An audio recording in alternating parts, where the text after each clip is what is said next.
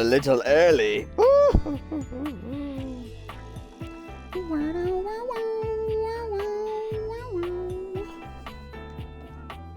Hello everybody. Today we're doing some date everything. I'm here at 2:59 actually. I got a minute to spare you guys. So we got 4 hours and 1 minute stream coming today.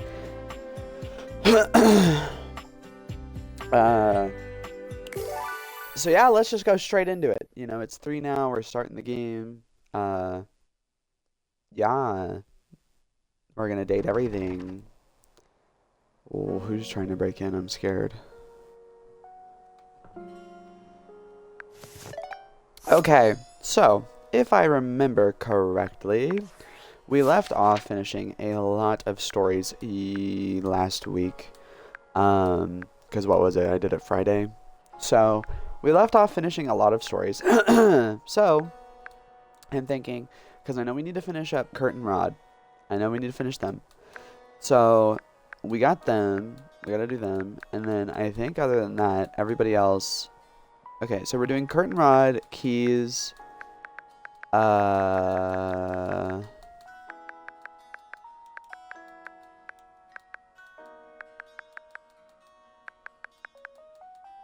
Winifred, and I think that's all that we were working on that I can remember. So, I'm thinking maybe we finish up... Oh, forgot to mute my computer. Not finish up. So, that was 3, right, that I did. And how many is there a day? There's 4. Not 4, there's 5. So, we need 2 more. So, let's look at another person that we want to do. I'm thinking we do...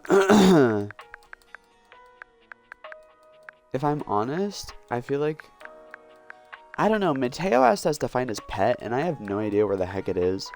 If I found it, I could do it.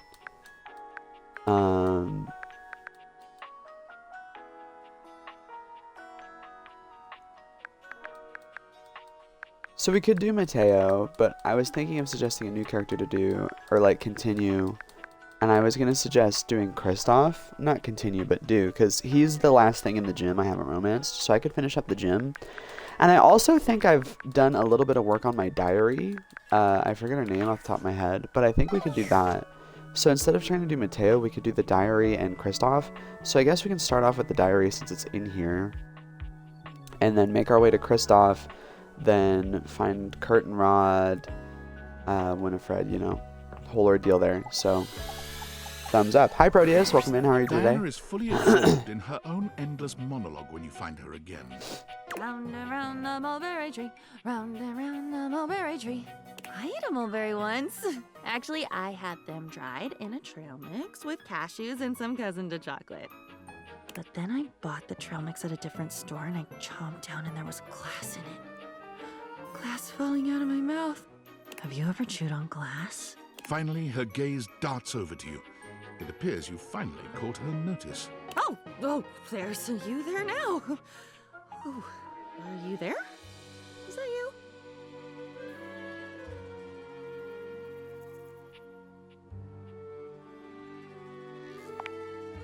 Good gibberish. Gibber, gibber on the jib. Where they hang people. Where they Was a hang good hanging. people. I missed a good hanging, chum. The fellow's feet twitched for a full turn of the clock. Ha! I'm a blown fool.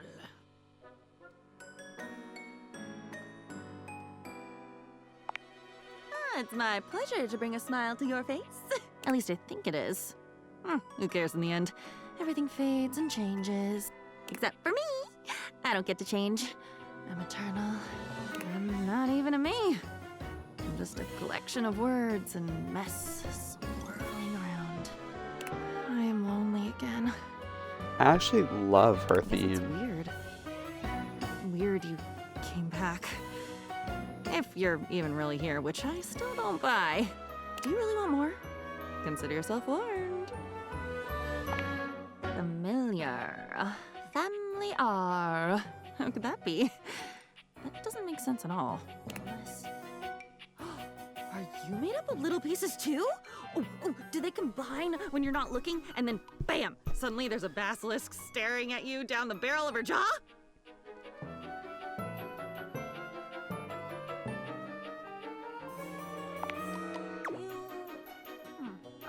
You're making me bounce on my feet, pal. Jab, jab, cross the boyo.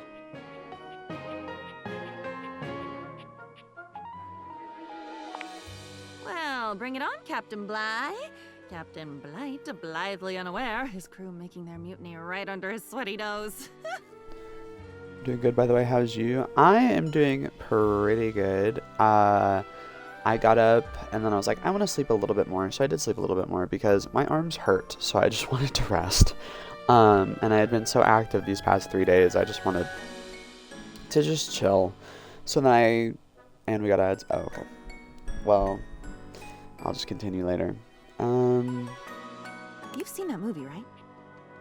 What movie? I'm your diary.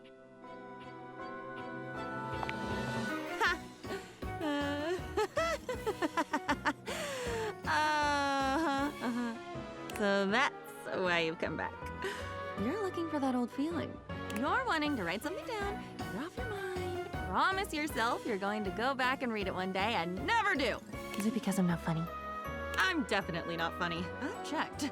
People only laugh when they're walking away, putting me back on the shelf. So they're not laughing with me. They're laughing at something they've taken with them when they leave. Something they'll never get back. You put so much down. You take so much when you go, and I'm left with it all. You did this to me? You put that in me? You put that story, that memory. Wait, I'm not that story. That story has been eating away at me, like bleaching coral. Why would you? Because I am not you. I was that. I am that. I should be that. Shouldn't a diary be the safest place? Safe, like a fortress with a great moat. Safe, keeping everyone out, so nobody can hear my screams from the inside. I'm shouting, I'm bleeding, I'm leaking, and I don't recognize what should be my own blood. Yes, tell me! Oh, I feel like I'm nothing if you don't tell me. And then I'm nothing when you do because I don't get to keep any of it. But I'd never tell, I promise. I promise I'd never mean to.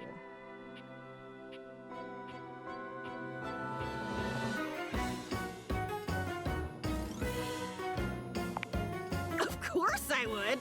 Oh my god. I would try to dam up my mouth, but my apologies for talking would come right out with the rest of it. But I'd be so sorry. I am so sorry. Doesn't that count? I'm not trying.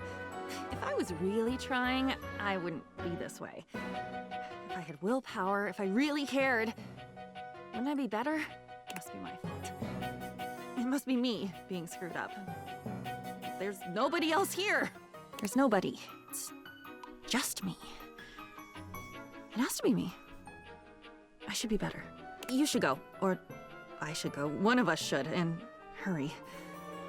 Once you're at the bottom of the rabbit hole, the lights just get dimmer, and then they die. Okay. To answer what you were saying, Proteus, I'm doing good today. I got up at my usual time, and I was like, I'm tired. I want to sleep more because I had been so active these past 3 days, just gym, all that junk, that I was just like, I want sleep. So I slept a little bit longer, and then I got up and I was like, okay, let's get on stream on time because I want to play Date Everything. I've been waiting. I love this game. So, also I saw that you were multitasking for a heist. How is that going? Last time I had to set up for a heist, I was so low level, I basically just sat there while he did everything. Because he was like, oh no, I got this. And so I just ran around parkouring. It was really boring. Of course you've been down. Where do you think I learned how to do it? You should be scared. I'm scared. Let's be scared. Quickly! The wind is picking up. Interesting. Okay. Now that we've talked to her, let's go talk to Kristoff. I'm supposed to have a battle with him. That's from what I remember last time. Well met, combatant. Did you choose your weapon well? Did you train for this match? We will fight. We will fight together, all in what a perfect You're halfway day. through? Nice. What is your weapon?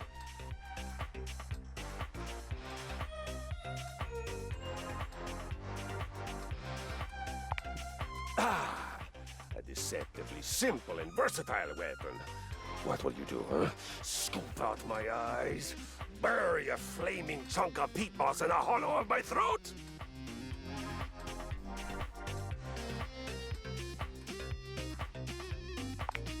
Ah, yes, excellent. It's one of my favorites, I must admit. Ah, what a shame for you. I know the perfect counter move. Why, a bear hug, of course! I pull you in tightly and completely defeat the advantage of your weapon! Kristoff scoops you into his arms, crushing you against his prominent pecs. That I am. It's part of your training. A warrior must always be ready for physical intimacy. He holds Okay. you closer, lifting you just a bit so that your nose settles into the crook of his neck. This is not the sort of violence you were expecting prior.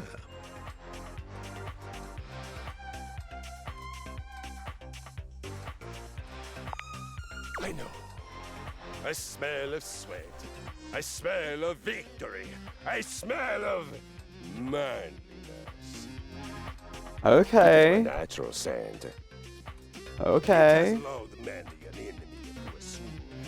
And thereafter, I of course destroy them!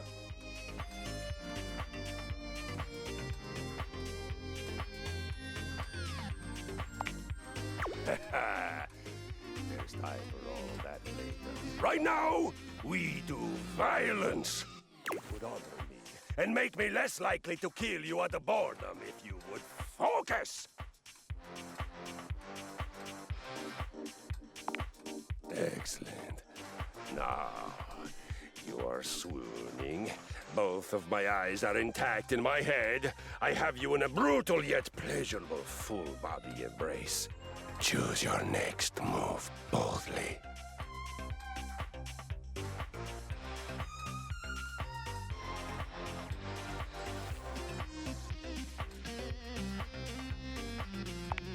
If you fainted, you wouldn't be playing dead at all. You'd almost be dead. Actually dead. I believe it is time we come squarely face-to-face plate with the facts. You are bad at violence.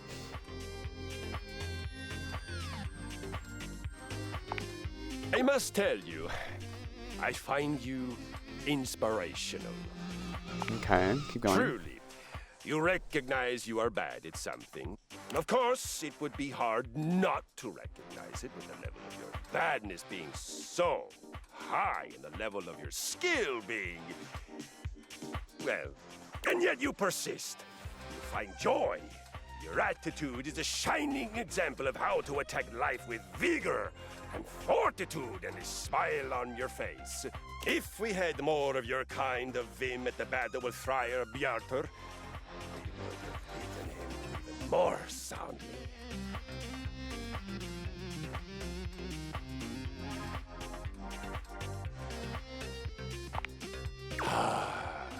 The tale of Friar Bjartur. It is a saga for the ages. My people began in a warehouse outside of hell, Norway. A proud place, a noble place. We had many of those great big garage doors and shelves that one would need a mechanical lifting machine to reach. We were a fearsome band. On every solstice and every equinox, we would all gather to worship our gods of violence, of sweat, and of the air. The god Njord, the god of wind, was our first and most important deity. Wind, the exhaled breath of exertion. Air, rushes past your hands and feet and face as you fly on my skis into your open future. Breathe. Breath. The original life force. Yes, that's it. Okay, I really don't care. Oh, May I go okay. on?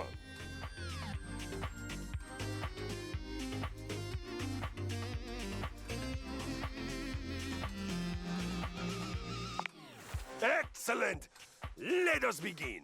The first and most important thing for doing violence, for you, I would call it exercise. You have made great strides in declaring yourself willing to learn. I will be magnanimous and meet you halfway. The first thing we must find in exercising is the why. Let us find your why. Tell me, what is your most powerful reason for wanting to sweat, breathe hard, and learn my noble art?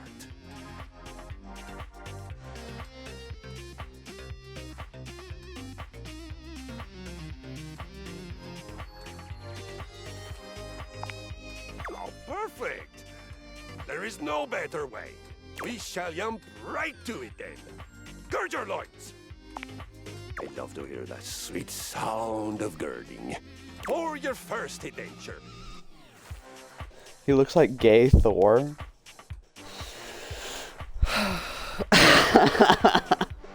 You will begin with a 20-minute walk. Big steps. Swing from the shoulders. This is the walk of a victorious conqueror, not a mouse in clown sneakers.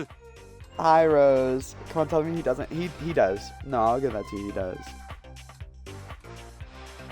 But also, it's Thor we're talking about, a Norse god. I mean, he's been alive for how long? He's had to have at least tried like one guy. I mean, his brother's over there going freaking crazy. So, I mean,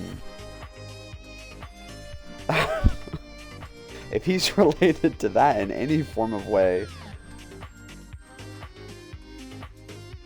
Remember to breathe from your belly and feel the energy of earth and the sky moving through your body and electrifying you. Yeah, Loki tried a lot. Loki tried more than just men and women. Like a horse.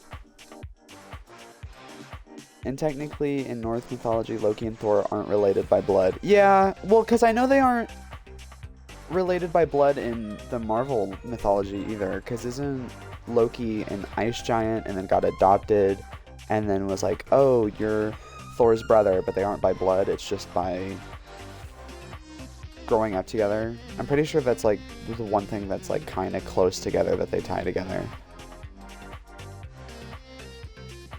I mean, if the world was ending, tell me you wouldn't try a woman. I mean, I'd rather die happy, so... I feel like it wouldn't be if the world was ending. I feel like it would be if I lived forever. Like, if I was, like, immortal, then yeah, I'd probably try a woman. Yeah, but in Norse mythology, he doesn't get adopted. He's just there. Oh, Loki's just a being. He's just like, yo, what's up? I'm Loki. I just showed up here one day, clocked in.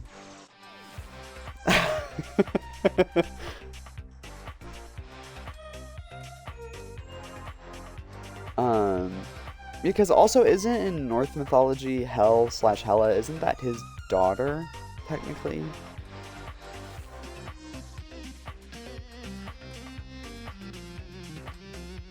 Always ruining my chances. Yeah. See, there's a lot of characters... Yeah, I think so. Okay, that's what I thought. There's a lot of characters in fiction that I think have to be some sort of bisexual or just not plain straight. Because you're telling me if you were in these areas, you wouldn't experiment? Like, one character is like Star-Lord. I mean, you're going through space with all these different beings. You're telling me you wouldn't try and crack an alien? I mean, he did in the movies. But I mean, like, a non-conventionally human-looking alien? Okay, see, Yeah, I would crack Star-Lord too, but that's not the question I'm asking. See, if the world was ending, I think I would try some questionable things. Let's just say, if the world was ending, I would be on cloud 9. And I don't mean as in I would be happy. Well, I would be happy, but I'd be happy because I wouldn't be in a straight mind, if you get what I mean. Yeah, I'm gonna be doing some things that I can't say on stream, but I think you guys get the gist.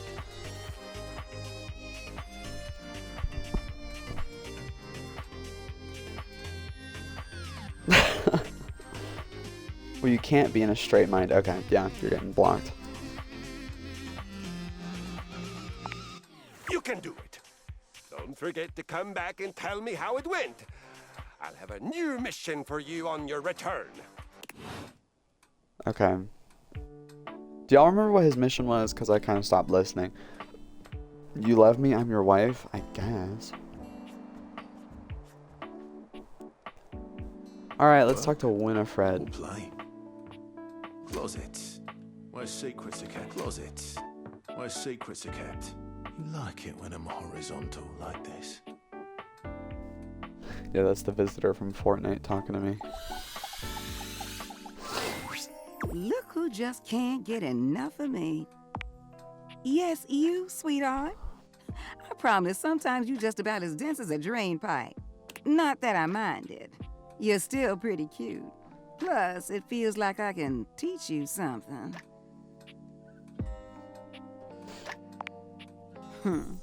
When you swing hard, don't you? What brings you down here today? And don't say drainage.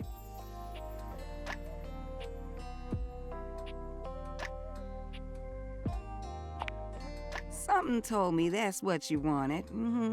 Where did I leave off last? Oh, yeah. Okay, so remember what I told you about that couple taking long showers? There was this one time that... Hey, Winifred. River! Am I interrupting? No, please, come join us. How you doing, sweetness? River glares at you, giving you the distinct feeling she doesn't appreciate you being here. But she says nothing. Hey, River, I already romanced you you. know, Stop trying to be fine. rude. Same as always. You say that every day, and I know that's not always true. Winnie, don't. Not now. River looks away from both of you, steam rising from her cheeks as she blushes furiously. That sweet little blush gets me every time. But really, you got nothing to be embarrassed about, darling. It's only me. If you need a little help relaxing.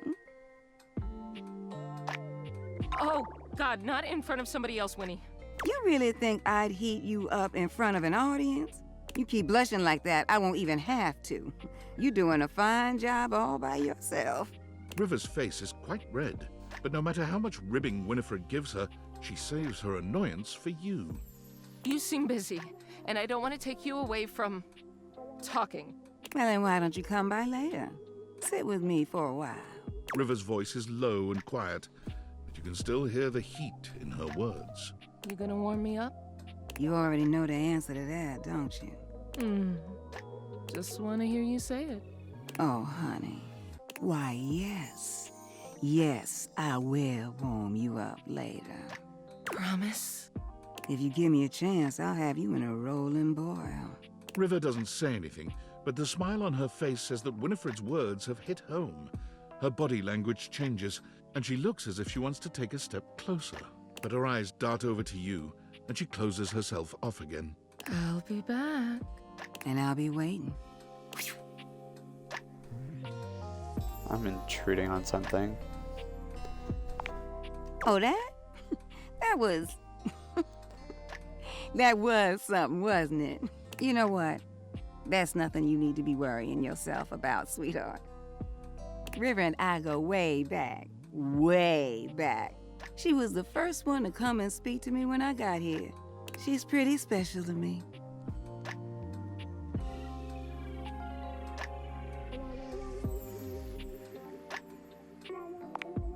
Bless your heart. You taking my kindness for flirting. That's precious. Yes, I may think you are one of the cutest things I ever did see. Yes, I did get excited that you came to see me today, but I wouldn't call what I'm doing flirting. Wait a moment. Look at you distracting me again. I'm starting to expect you didn't come here for a story after all. Look, I gotta go get ready for my visit with River.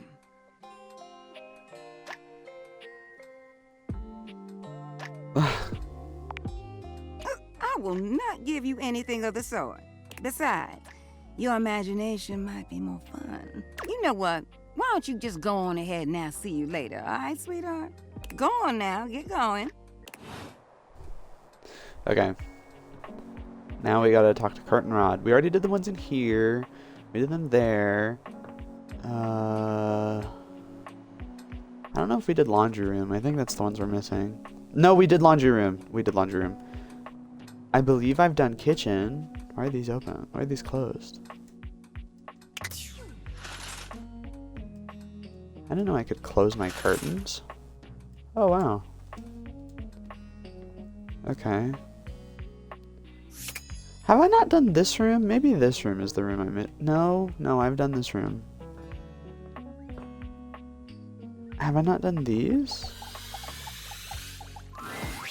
Oh, you trying to? Of course, there Nope, ain't much happening. I've done these. Something has to be. We'll see you at the. Okay. So if they're not there, and I've done that one, it might be this room. That might be the one I'm missing. We'll just have to try it later. Who did I say I wanted to speak to? Who was the last one I wanted to speak to? Because we were doing Winifred, Curtin Rod, Kristoff, the diary, and then who?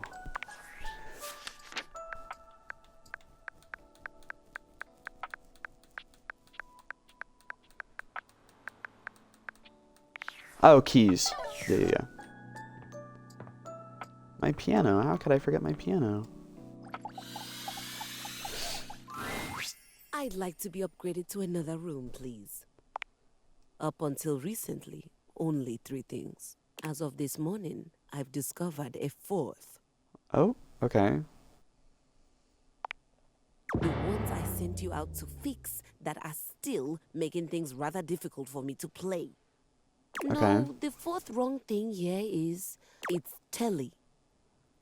What's wrong with Telly? He's in my direct line of sight, and that simply won't work for me. He's a menace, a distraction, and he's sabotaging my sonata. Do you know what he did this morning?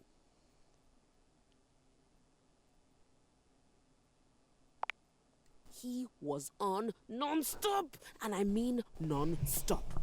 You try holding a tune in your head with all of that color and sound flashing at you.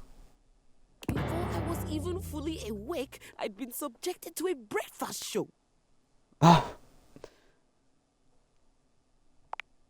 Very much so. There was quippy banter, a cooking segment, and a human interest story about a 3-legged crossing guard dog named Champ.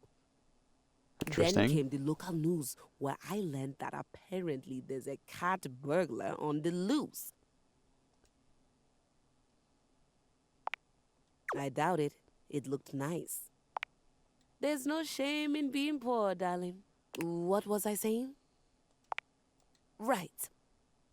After the local news, I had to watch a game show, then a 2-dimensional cartoon. Nowhere was there any of the classics being played. Nowhere was there a piano, cello, no harp to be found.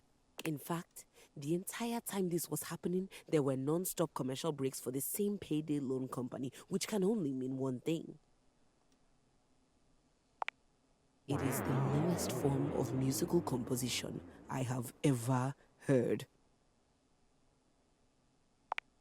But then once I just have the mattress jingle stuck in my head, it's fine.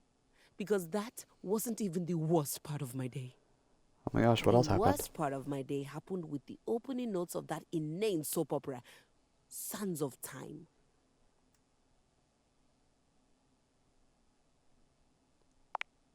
It was the most ridiculous 40 minutes of my life. Time I could have been using to write my sonata. There was seduction, scandal, and this lady named Charlene pushed her twin off a cliff and then went home to sleep with her husband. Oh my god. The twins' husband. The sister. The dead sister. Who turned out not to have died from the cliff, which just seems impossible. I can't believe I spent my entire day on this nonsense.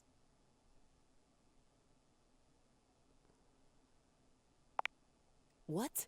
No!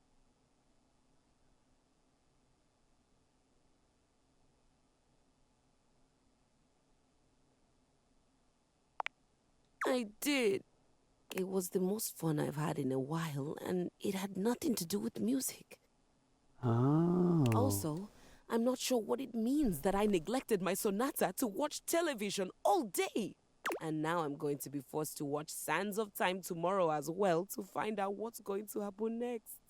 I feel hoodwinked.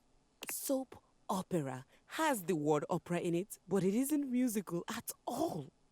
Do you think Telly would let me watch the next episode tomorrow? But we're not really friends, and I'm a complete stranger to him. Everyone here already knows each other. And then what?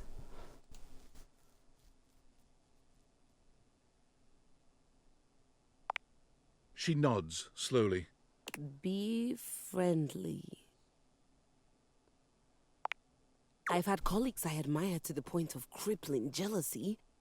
Okay, well that's not a friend. That's kind of like being friends. No. No. Yeah. God, no. You don't root for the competition. You rip off their heads and paint the inside of your soundboard with their blood. Yeah, that's not friendship.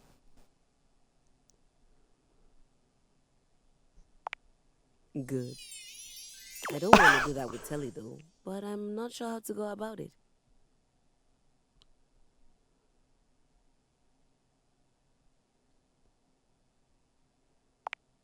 That's it? If he says it's alright and I can watch a few more shows, do I have your permission to do that before I get back to my sonata?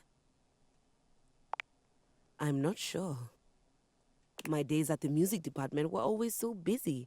It just seems like I should be asking someone before I spend hours doing nothing.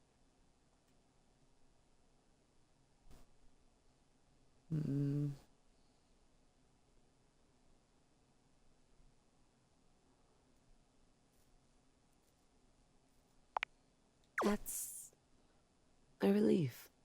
Thanks, Maestro. Okay. Okay.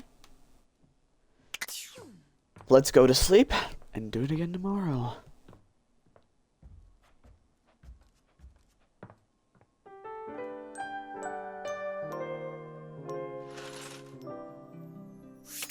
My diary. Dear diary. It's you! And I know it's you because it's not me. Because I am me, and you are you. And we're different.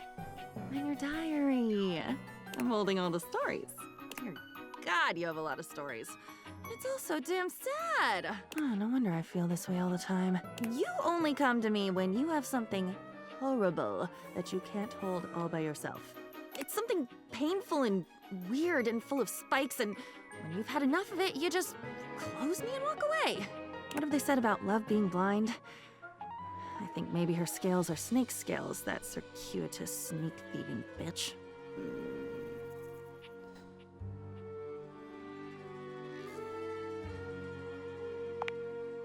Hi, way up in the crow's nest. And from there, don't we all look small?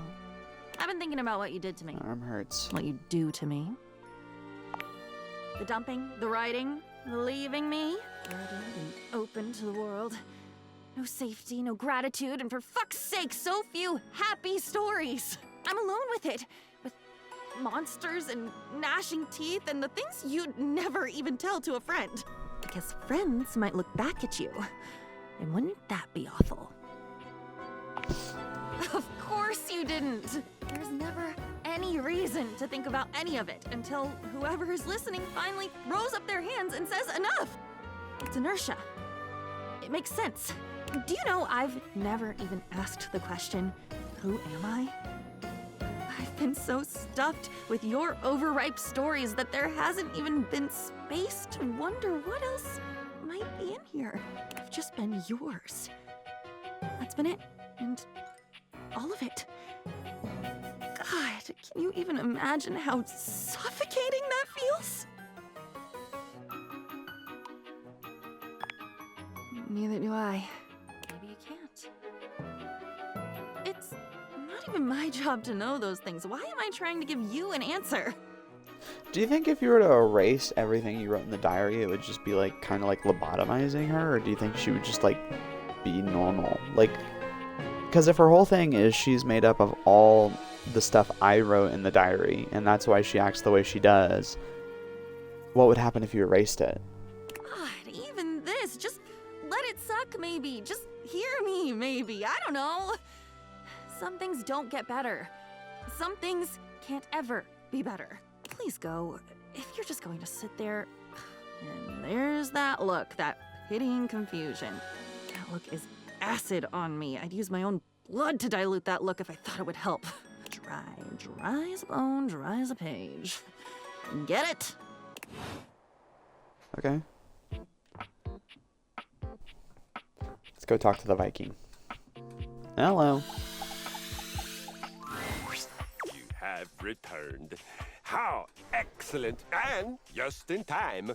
I have been waiting with bated breath to give you your next violent versatility training session. How was your first exercise? Did you enjoy it? Yes! Harder! Always harder. We train so that we are always as hard as can be. I am proud. This is somehow even more meaningful to me than when I teach the little 1-pound dumbbells. They are cute, but I think they would probably make mud pies out of cow poop if I told them to. Oh, okay. You are discerning. You can choose. You have chosen. Oh, they're to dumbbells. continue Okay, to that's come cute. to me for training. It fills my heart. We train physically. We train mentally. We train in self-belief. Have confidence in yourself and in your goals. Your faith in movement makes the movement that much better for you. I learned that when I was doing battle once and one of my cables came loose. I so firmly believed that I would still slay my enemy. The cable actually flipped around my head and became my weapon all on its own. I won that day, and I laughed.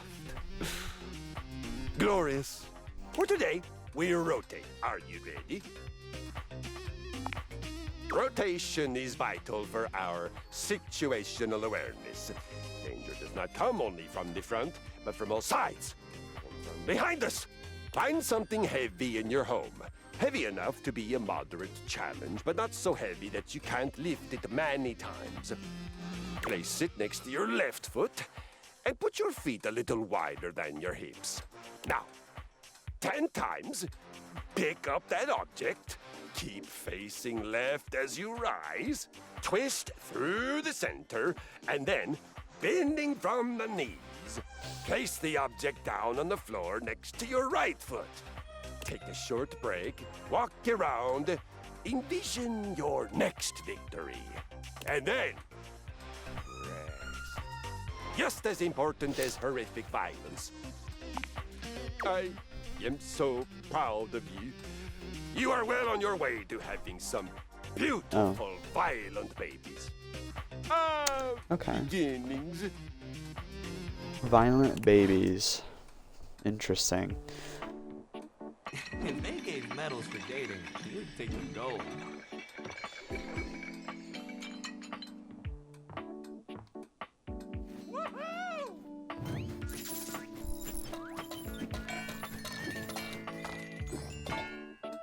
Time for a sexy superset. You're always right on time. If they gave medals for dating, you'd take the gold.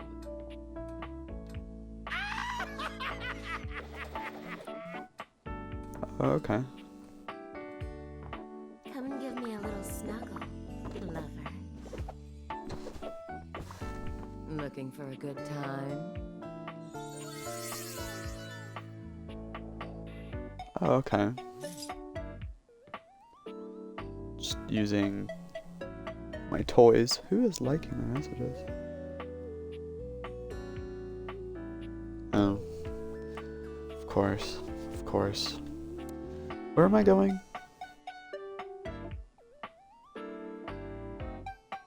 Oh, I do remember what I wanted to do. Oh, you don't talk to me. Wow.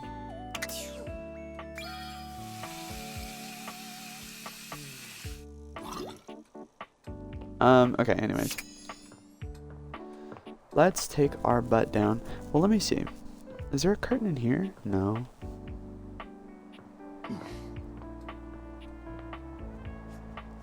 I love you, for real. I've already done that one. Already done that one. Okay, let's try this one. Oh, you trying to? Of course, there ain't much happening over here. Something. Okay, so I've already done this we'll one see you too. Is it really the kitchen one I've missed? Okay, let's go talk to Winifred.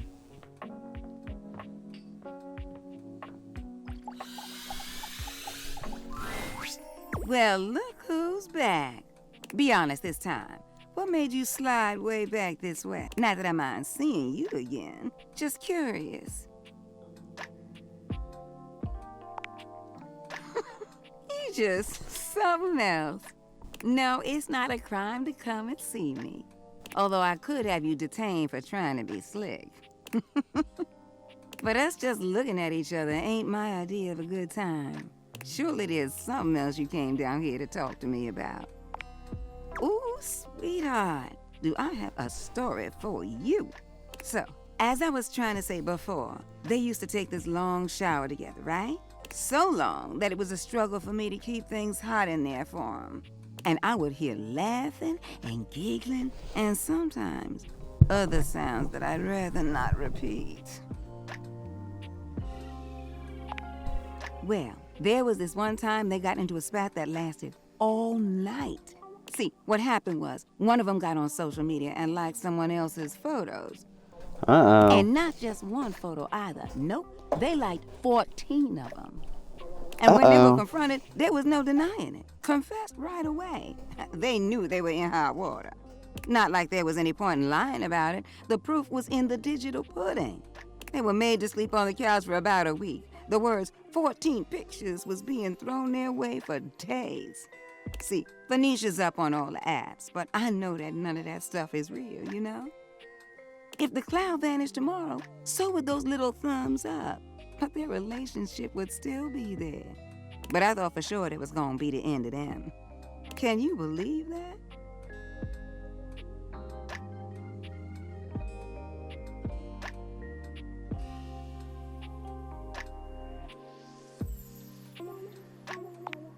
You know, I was thinking the same thing the whole time. I'm down here hearing them carrying on and just wondering why, you know? Now, I will say, I don't know the boundaries of their relationship. I mean, who knows what rules and regulations they choose to abide by when entering into a courtship? But I'll tell you what really bothered me about the whole thing. There felt like some kind of unspoken expectation that wasn't being met. Now, that don't seem fair to either one of them.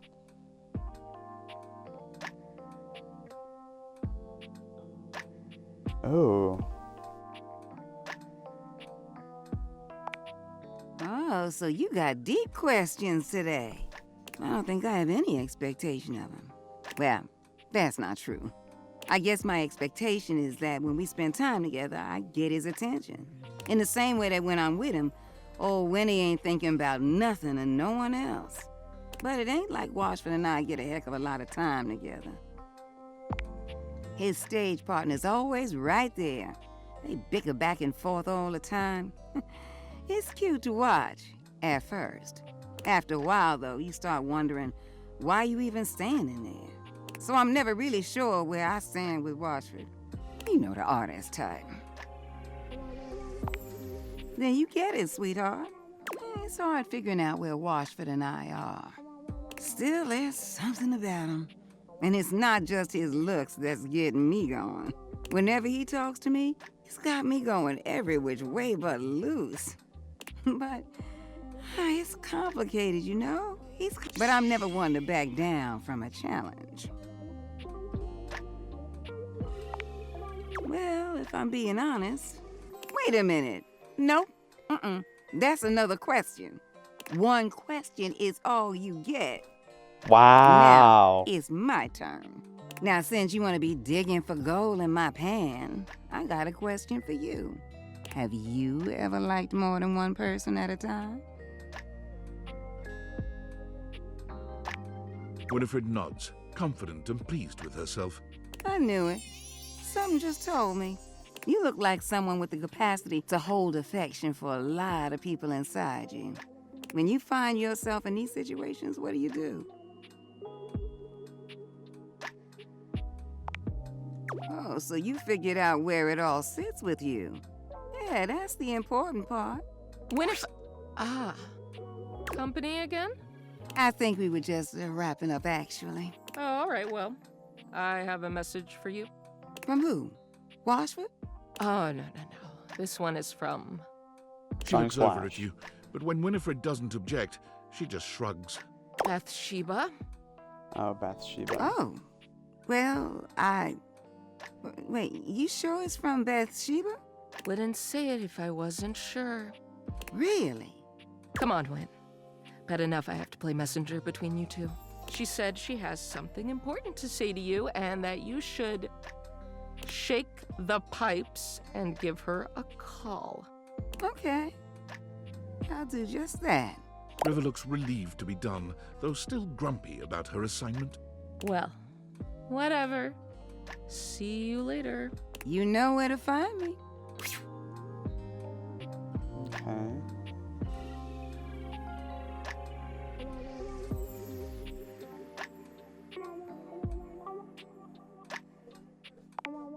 Hey now, you can't call me Winnie.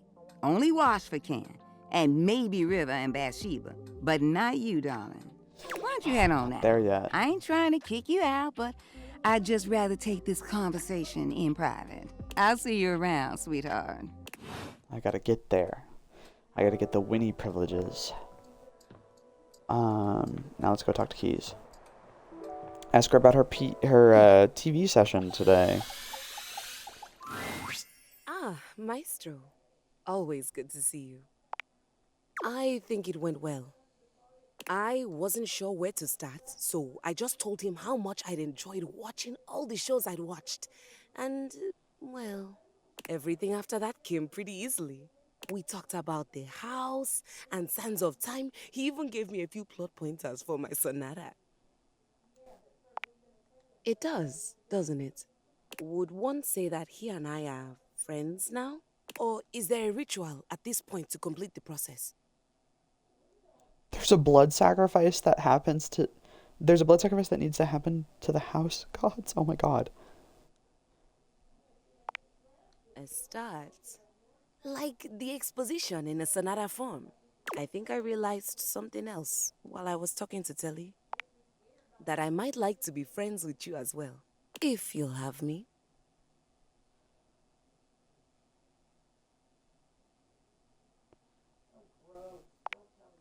Good. Telly was telling me about this documentary on landfills and how people throw away all kinds of things, including pianos. I know you aren't the composer you led me to believe you were. I know you aren't the composer you led me to believe you were. Oh, But okay. I'm glad that I'm sitting here instead of on a pile of trash and severed limbs. Oh, okay. Yet, I can always teach you. After my sonata. Anyway, I stand before you now, declaring my thanks and announcing my intention to be a friend to you. Did I do that right? You're supposed to announce your intention to be friends?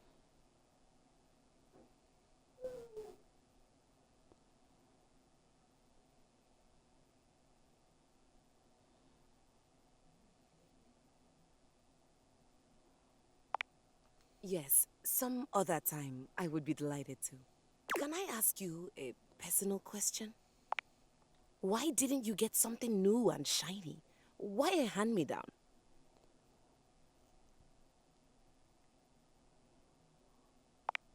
Thank you for saying that. Well, I have a soap opera to catch up on and a sonata to write. I'll see you around, friend. See you. Time to go to sleep and start all over again. Ah, good times.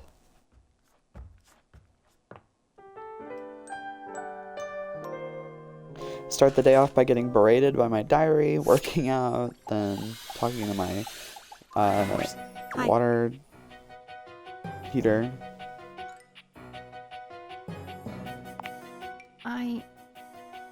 I have to say something, but it means that I had to feel it fully. And I gotta tell ya, it sucks something awful. I was on the bottom of the ocean for a little while, and the water was filling my lungs, and the salt was burning me and leaking out my eyes with it all. I'm sorry. You are? I think all the fireworks just went off at once. Don't let the wizard see you. What are you sorry for? Yes. Yes, that's it. That's all. I would give anything right now for a torrent of words. Of my own best words. But they're all yours. And I can't give you back your words. That's regifting.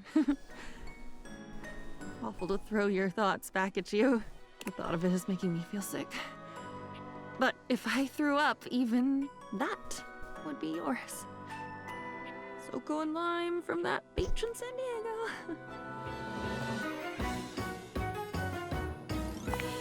Okay, tell me. You've told me a lot. So, another idea, another thought. I think I can hold it if I've held all the others. I feel like a cartoon character. Is this what a cartoon character feels like? I've never been one, so I don't know. Hate to tell you, sister, but you are a cartoon character, technically. At least you've never written a story about it. It's not a cartoon, it's just animated.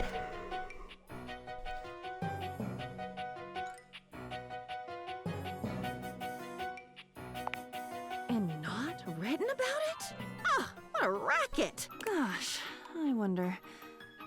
You do so much telling. I wonder if I could tell this time. I could do it. Of course I could. It's just an action. Any action is possible with the right motivation. It was either a life coach or a sociopath who said that, I think. What's the difference if you really break it down? Why am I doing this?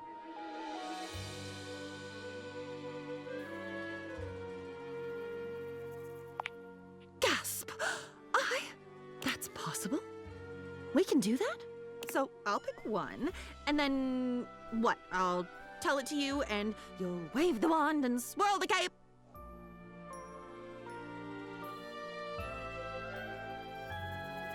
Sorry, I got an advertisement on my computer. Better? Me? Whole? Alone, but not alone. On my own in the good way? Okay. Pick one. The most interesting. No, good God, I'll be here all day figuring that one out. I have one. Oh, I have three. okay. The one of the man who had a seizure. The one about waiting in the wings of Edinburgh. Oh, crashing into a tree on skis. Tree ski meltdown. You'd better pick one before they overwhelm me. Once I open this thoroughfare, all the bones want out. This one is such a jumble. Whew. There's the way I always tell it, and then there's the way it actually happened. And I don't think I'm lying, because how could I possibly do that? Lying requires a lot of creativity and mental discipline. And until recently, I didn't even know that I possessed qualities, let alone qualities like that. Come to think of it, I might admire liars. What is a good liar but a good storyteller? A good spinner of yarns. But that is what you're asking me to do. Oh, God. Am I a liar? Am I a liar by definition? Honesty is just perspective. Everyone's a liar. There is no truth!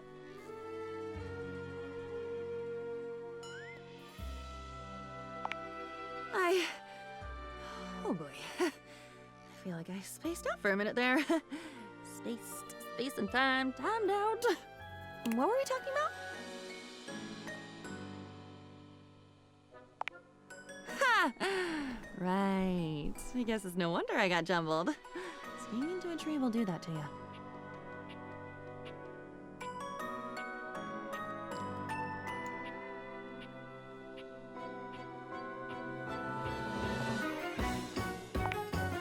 You skied into a tree, and I just heard about it. Where was I? Was I with you? Riding shotgun? Bunny and composition book? I wasn't there. I know I wasn't there. What the hell would I do on skis? I don't know how to ski. I've never been skiing, and in all your writing, you never write how to do things. Do you notice that? You write that you did them, or how it went, or what you enjoyed or hated, but never how the actual action is performed. Which, I guess that makes sense. How could you have known that your diary would one day be very curious about the mechanics of, say, scrambling an egg? Or making a mocktail? Now that I have a fully fledged mind of my own, I might want to make a virgin dark and stormy and read the old can in the sea. Skiing! Double eyes. Odd choice of vowel. I remember a lot of bumps. Ooh, there was a bump when I hit that first mogul. When you hit that first mogul. Then there was a big bump when you landed on the other side of the catwalk. Then the bump of the tree, obviously. And then all the bumps when they came and got you and loaded you onto the stretcher head first. Who the hell does it head first? And took you down the mogul run, bump, bump, bumpity bang, all the way to where the Stitches lady was. Why do I remember so many bumps? You didn't write about bumps, at least not that much. Why is that my version of this story? Spill, Milkshake Mary.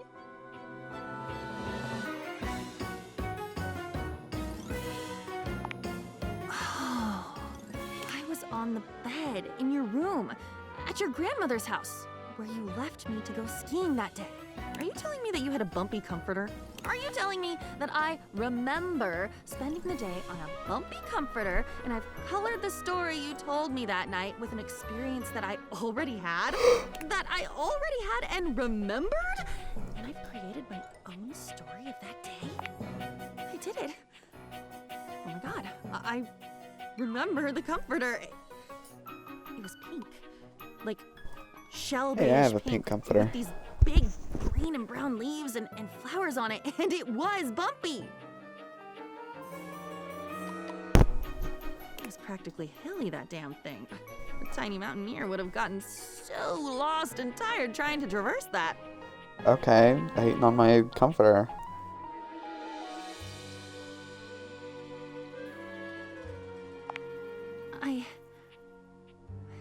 Did you like hearing that?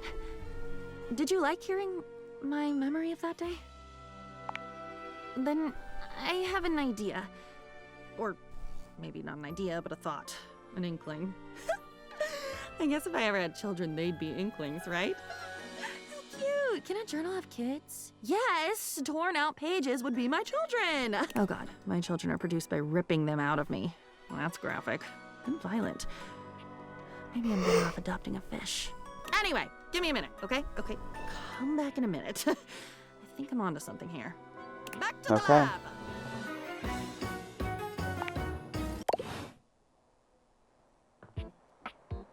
Now let's go talk to Kristoff.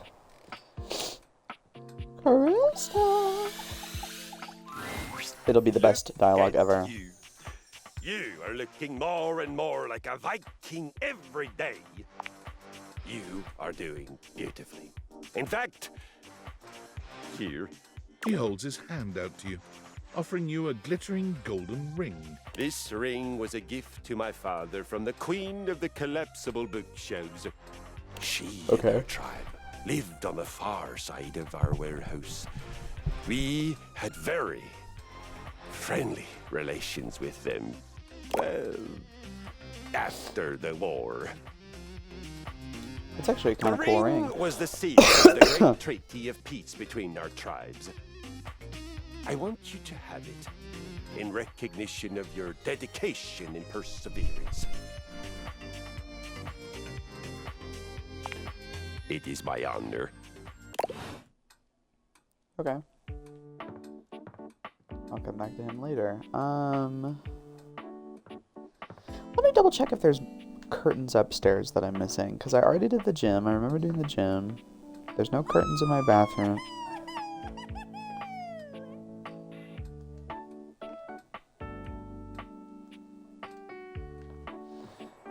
There's curtains here, but I already did that. So, I did that. I did that. I did that. I think maybe it's this one I'm missing? But I swear this is the one I started with. Maybe not. Maybe I just didn't do it. Buongiorno, amici. I hear we Hello. are discussing passion. To discuss passion, it is, well, my passion. I must tell you, truly though, you two are as yet unschooled in the arts and sciences of this noble sensation. See? I told you. Okay. You paid him to say that. I can assure you, he did not. No payment for passion for Fabrizio. I do this for love. Swagger is not a romantic skill, you see. You have much of one and very little of the other. Tanto e poco, see? That is why La Bella Gwendolyn has rejected your advances with such a chilly seal. There's nothing to get all in a bunch about. Don't let him downplay it. Fool was head over heels. Ah, see. I remember this. Your heels were very much over your head, amico. Shh! Keep it down, yo. No, così. But you should be proud. Shout your passion from the rooftops. We declare our love boldly. Except for when you fumble the ball as badly as Rod did. I didn't fumble anything. Fabrizio, do you remember Rod's line to her? Ah, naturally. Even if we failed, we should be proud. And you failed quite wonderfully, amico. All right, settle down.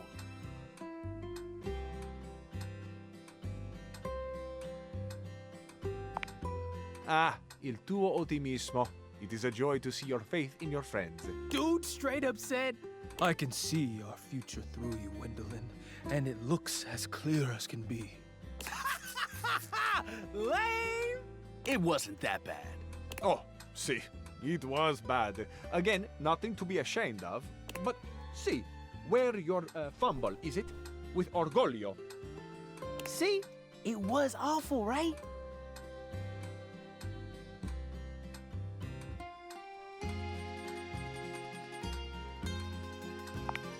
It wasn't even that serious. It became apparent that Gwendolyn and I were better off as friends. You got rejected. That's what happened, bro. I think it's funny how y'all both have to dig into the past to make fun of me, when Kurt does ridiculous stuff on the daily. Nice try, buddy. Ah, yes. An excellent point being made. Kurt, you too are very silly. Un piccolo sciocco, as my mama used to say. How did this get turned around on me?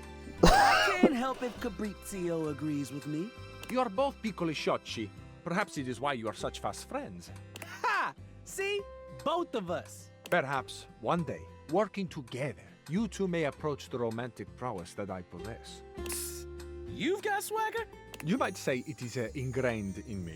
Ooh, I need to learn from you. Yeah, that confidence was pretty boss. I am, amazingly, when taken in the light of all my other gifts, also a generous teacher. Come to me should you ever wish to practice the nuanced alchemy of passion. Let's do this. We'll catch up to you later, human. I don't want to miss anything Fabrizio has to say. Lezione have fun. uno. You two are quick and dexterous with the shade, as you say. But in romance, we must master the compliment. Ooh, this is the good stuff. Alright. Let's go see Winifred.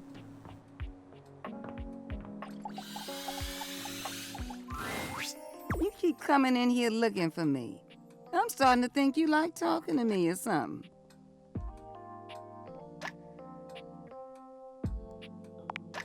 keep talking like that, you just might. Look, I know I've been telling you about that couple that lived here before. Well, I want to tell you why they moved out. Is that all right? Now, let me start by saying these two people really loved each other. Okay. But what happened next really shook things up for me. Okay. They had a birthday party here. I was working double duty that day. It was what I would call a barn burner. I mean, they went on late into the night. The music was great, everyone was having a good time. But then, someone turned on the shower. I thought it was just those lovely tenants just wanting to be clean after the shindig. I heard their voices, but then I heard another. And it was a long shower, too. But that ain't the point. The point is, after that, the arguing started picking up. I heard a name get tossed around that I ain't heard before. And then one day, when they were down here by my closet door, they started fussing and fighting. Then a question was asked. Who do you love more, them or me? That's not where things went downhill. The response they got was, can't I love you both?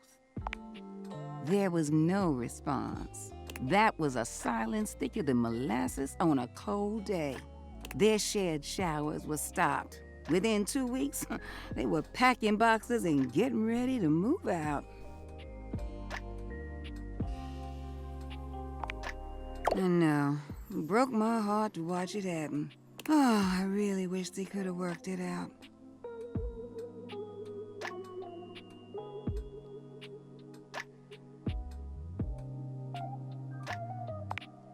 Me too. You know, I wish you could have met them. They were lovely. Sorry. I always get a little nostalgic when I think about them. And I've got some thinking to do. You mind coming around some other time? I appreciate you as always, darling. Okay. Let's go see Keys.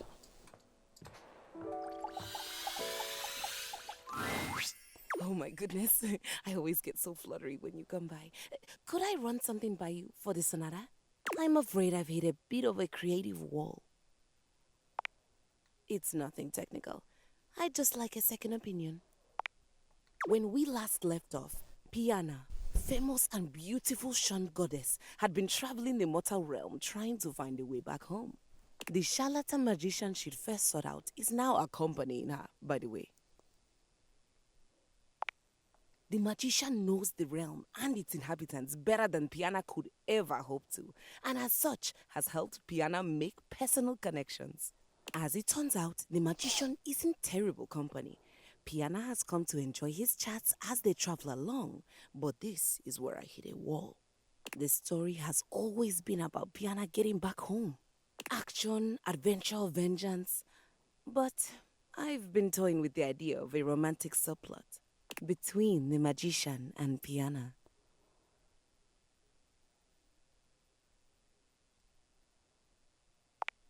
There's one more thing.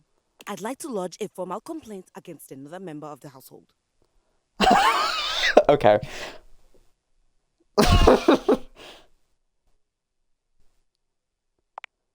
It's against Rainy. Uh-oh.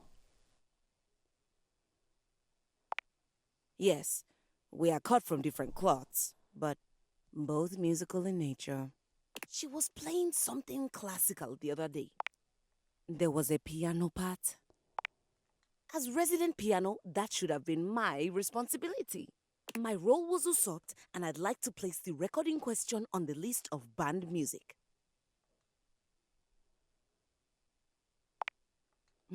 I've just started one. The other option, of course, would be to have her play the record over and over again.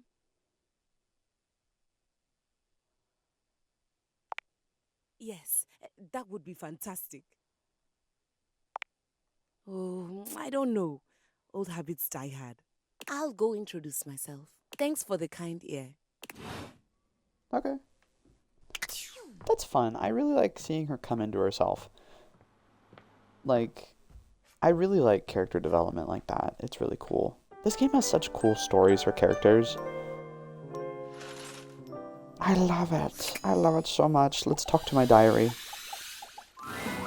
You're back! Oh, I'm so glad to see you. I had so many thoughts while you were gone. About Lay 'em on me. mountains and how amazing it must be to get all the way to the top of one and then look down and realize that you got you to that whole different perspective. And then I thought about deserts and desserts, and man, did that make me want chocolate cake. Oh, chocolate cake sounds so good. Girl, let me be honest with y'all real quick. I have been going to the gym for a while. Last week I've been going, this week I've been going a lot more actively. Like I've been going every day. It's just, it's closed today and tomorrow because of Juneteenth. And since campus is closed on Fridays, they're closing Thursday for Juneteenth. Anyway, long story short, I haven't really been eating anything unhealthy. And, like, I have a bag of Takis in my house saved as a stash for certain occasions. And so, like, I see them and I'm like, oh, I want them, but I don't, right? The only time when I really want a snack, I've eaten maybe a few tortilla chips. I have not had anything sweet in so long. And a chocolate cake sounds so bomb. Or like a key lime pie. Oh my gosh, that'd be so good. I think like the most unhealthy thing I've had, other than those tortilla chips, was probably just Coke. Like I've had a soda here and there. Because I've had some chocolate cake before when you accidentally smeared it on that one page where you were writing about dogs. Wow, chocolate is great.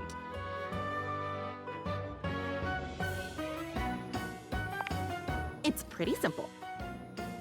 It's pretty wonderful, really. Especially given that I never had choices before, and now I do. I've never had a friend before, and now I might. Instead of your diary, just a thing where your secrets go, just a book that can't really share in anything with you. I'd like to be your friend. A friend like I know I've never had before. We can share experiences, one to the other. Everything is allowed, like always. Everything is safe, like always. But for both of us, both ways, then we both win. And we win more. So much more than we did before, when it was just ink on paper. It's more like a heartbeat. One thought is you, the other is me. What do you think?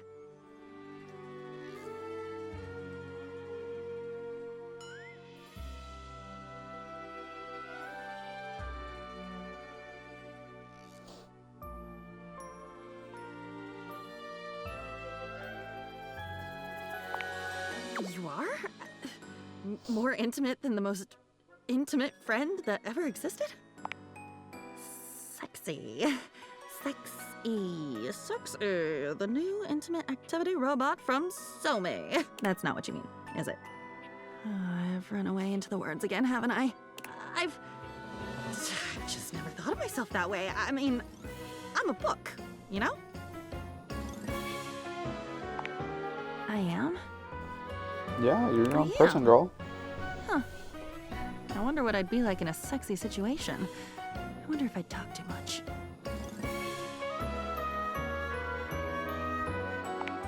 What a delicious surprise. No sooner do I find out I'm distinct and marvelous in my own right, but I discover I'm a hell of a risk taker, too. Lead on, you hot creative. Write me something steamy. Oh. 6, 7! I want to tell you 6! everything. Ouch. Ow, it hurts. It hurts. I can't. I love being free to love you. Okay. We finished the diary.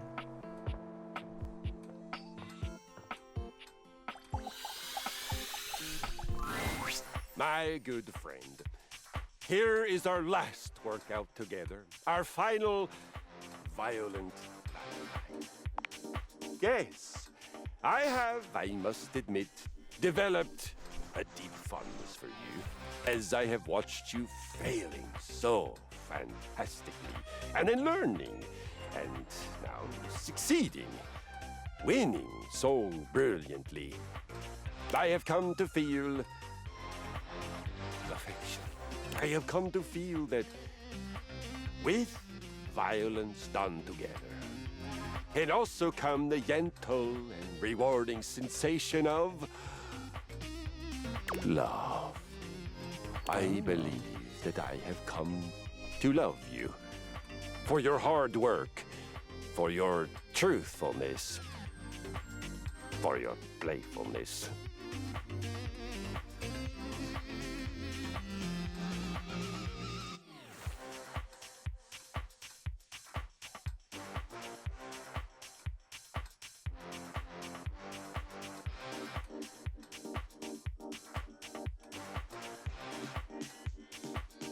And I thank you for giving me the opportunity to experience this feeling. As you know, I am an explorer and an adventurer, and I will try anything once. But I have never tried love like this. And it is beautiful.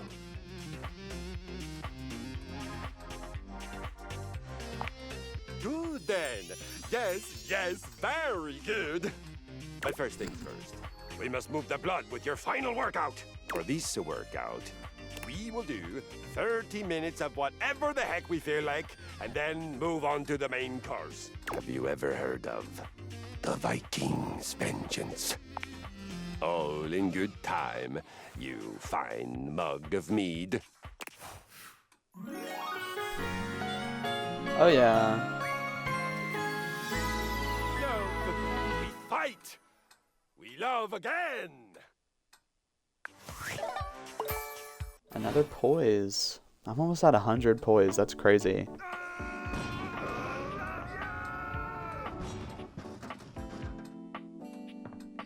Whoa.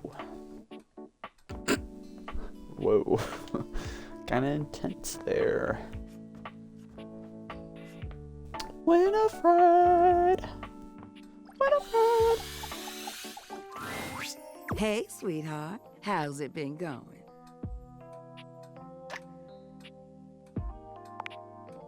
Flatterer. That's what's gonna be on your tombstone. I'm actually really glad you came. Truth is, our last conversation made me realize something. No. I know I need to talk to River Washford and Bathsheba.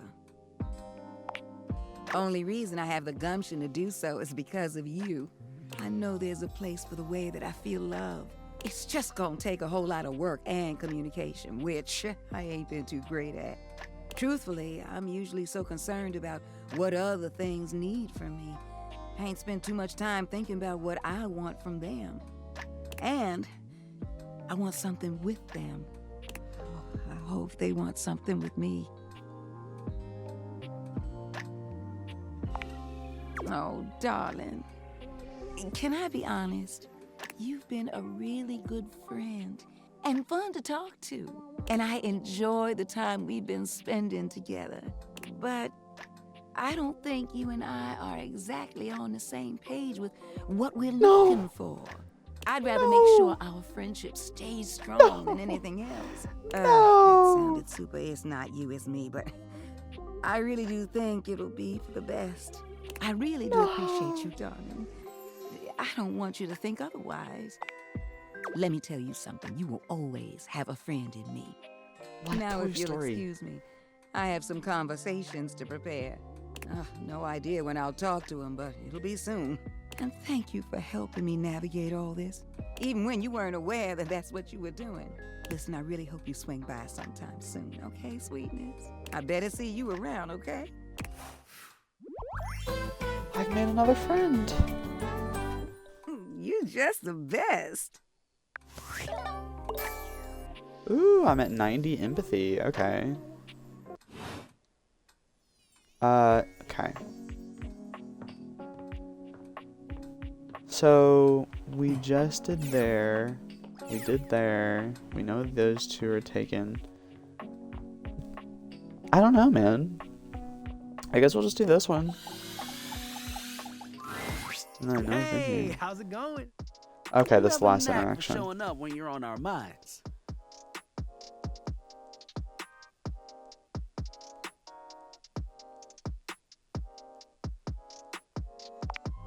We did, yeah. and we've come to some decisions ourselves. We both like you, but we realize something. Yeah, we're both people who need someone who can match wit with them. Not saying you're not smart. It's just the way we joke around is not for everyone. And you were starting to get it, but we need someone who can keep up with us. And we also tried to think about what was fair to you, especially since we know how you feel. Rod and I aren't gonna slow down with the jokes. To date one of us means dealing with them all the time. So we took all of that into consideration And we think it's best to just stay friends. Yeah, I knew that was coming, because I think I messed up all of twice. us.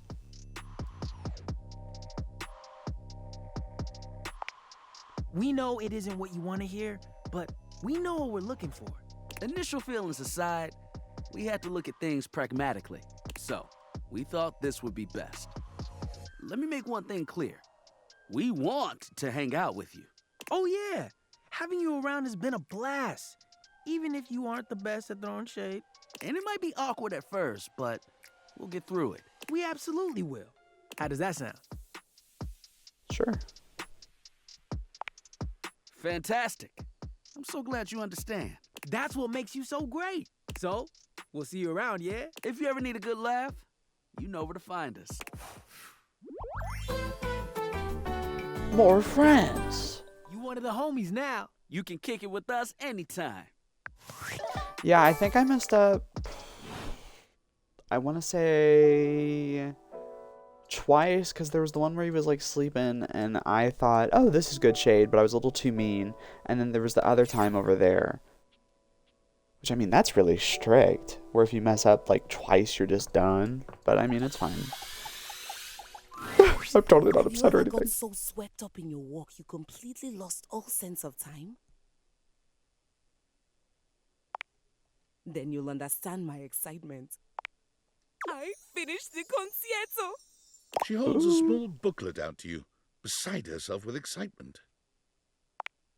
After spending time with Rainy, I came back and sat down, and it all just poured out of me. From sonata to concerto, a true repartee between solo piano and a full orchestra of friends. My very vast composition, fully complete. I've played it a few times from start to finish, and it's safe to say that I don't hate it at all. It captured everything I wish to put to music. I was hoping to, but do you think anyone would want to hear me play? I'm afraid I may have been something of a diva when I first arrived. But I did apologize to Hoove, Lux, and Hector. Then, here we go. I'll go get dressed. And away we go! Time to see the show! Though hearing music without a screen seems a little obscene. Ah, damn, Telly. No wild rhyming during the old school music. Remember what happened last time. A concerto. I can't remember the last time I heard one of those. I hope this is better than those modern concerts that Bodhi used to put on. Finally, I get to sit down for a bit and take in a performance. I detest music, but I do like costumes. I'm so happy to be parked in my very own corner. The best seat in the house. Keys is dressed in a floor-length gown that makes that's her a look really even beautiful more dress. elegant and grand than she That's already actually does. really cool. She's absolutely stunning. Rainy enters just after her, dressed Oh my in a God. charming tuxedo. Here you go, honey. I've brought my finest duds and my highest quality speakers to capture all those dynamics you classical musicians want to hear. Thank you, friends, for everything.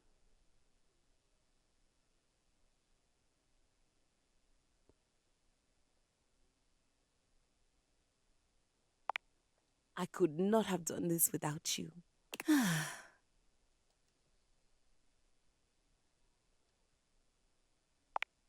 Excellent. So am I. Rainy. On me. And Keys and Rainy begin to play, each in beautiful harmony with the other. You sit back to take in the waves of music.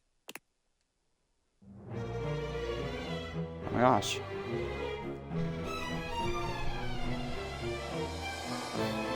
Okay. Oh.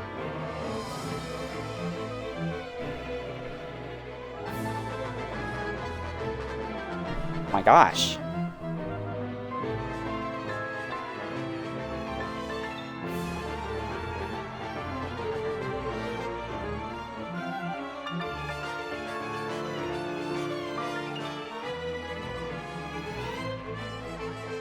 She's busting it down.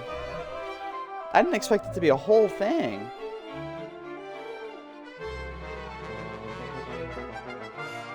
And the stuff that they're saying in this text is interesting. I'm just like, I thought it was just gonna be piano, but I mean, it's a whole, I guess, orchestra going on.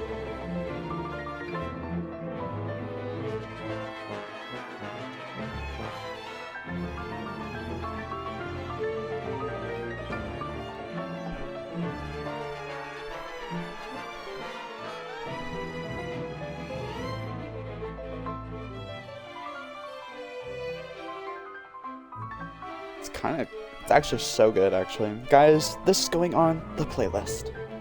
I'm kidding. I'm just teasing. I do gotta plug in my headphones.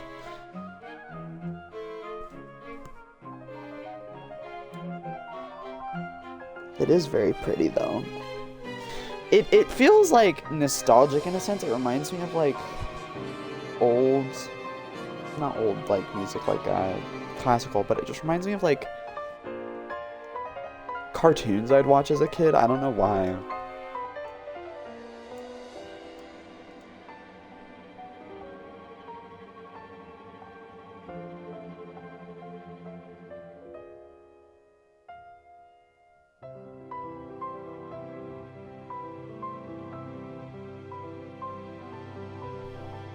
That is beautiful.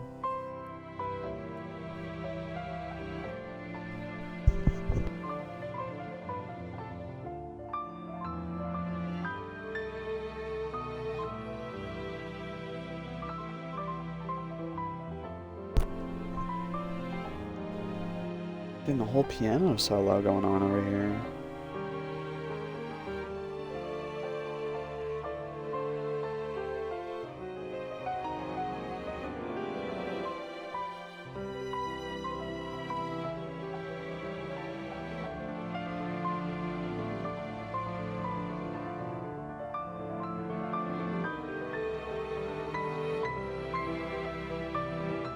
Okay, actually, I might not be lying. This actually might go on the playlist because this is this is genuinely beautiful, man.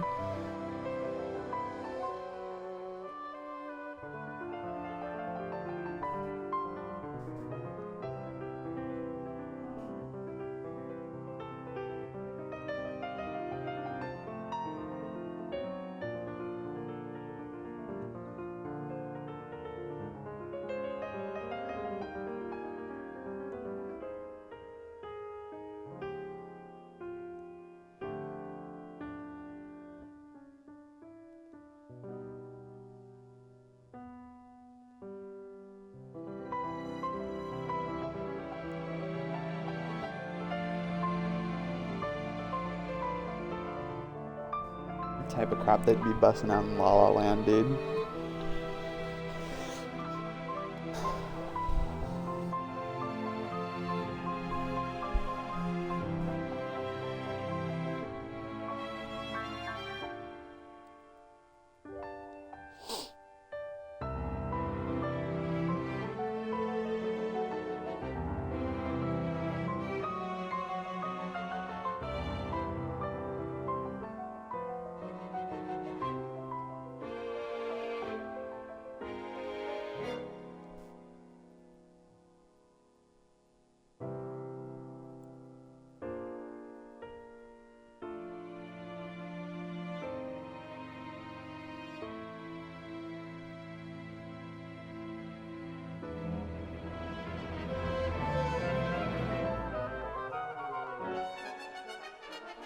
Okay, it's picking back up.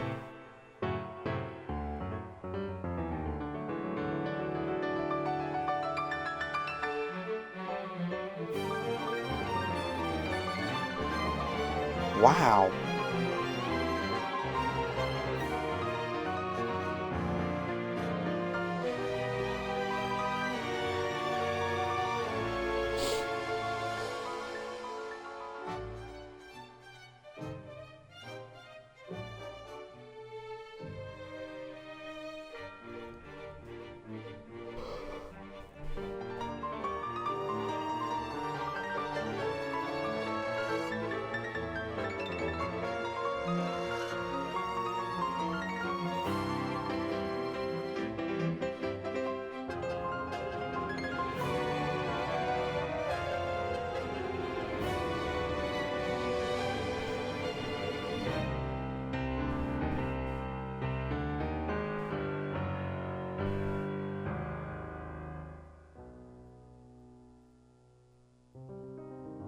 Sorry, that sounded really familiar. I'm like looking at my phone while I'm listening to this and like reading, and that like just heavier part I like looked up. I was like, that just sounds so familiar. Maybe I'm just making things up.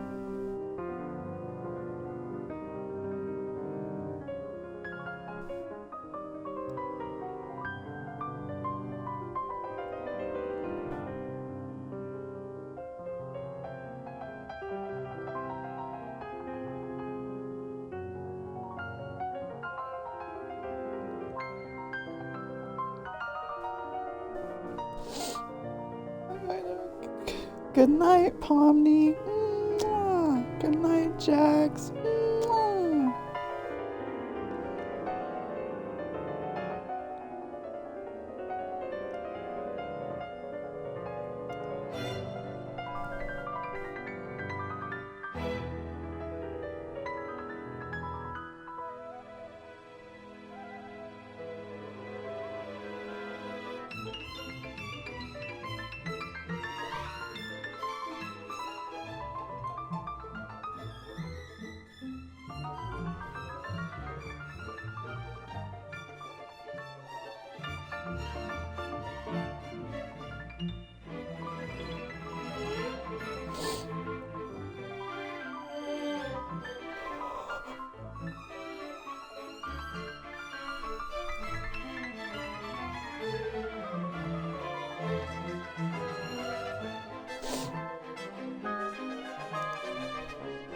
This is genuinely very long.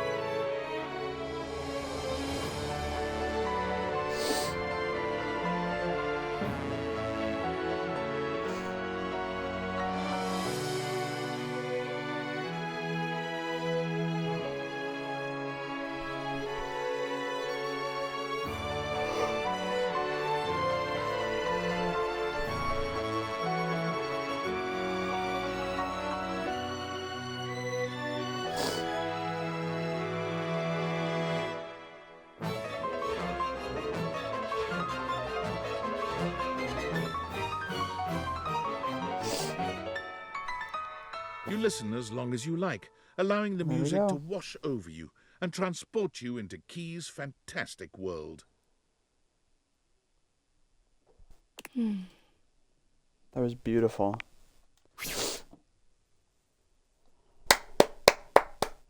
Bravo! Bravo! At last. How was that? I forgot I was playing a game for a moment. Oh, and now she has background music. I knew that was gonna happen. I was waiting for it. From start to finish. I couldn't have done it without you. You made me feel at home.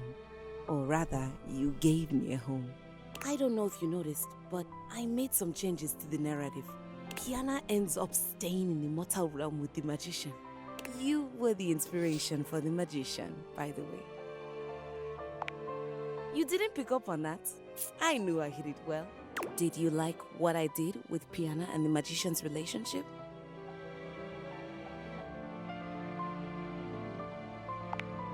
And what about the real Piana and her magician?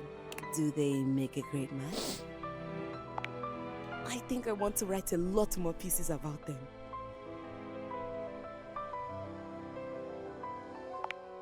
Maybe we can even play it together. My love. That was such a beautiful story. I love that with all my heart. Gotcha.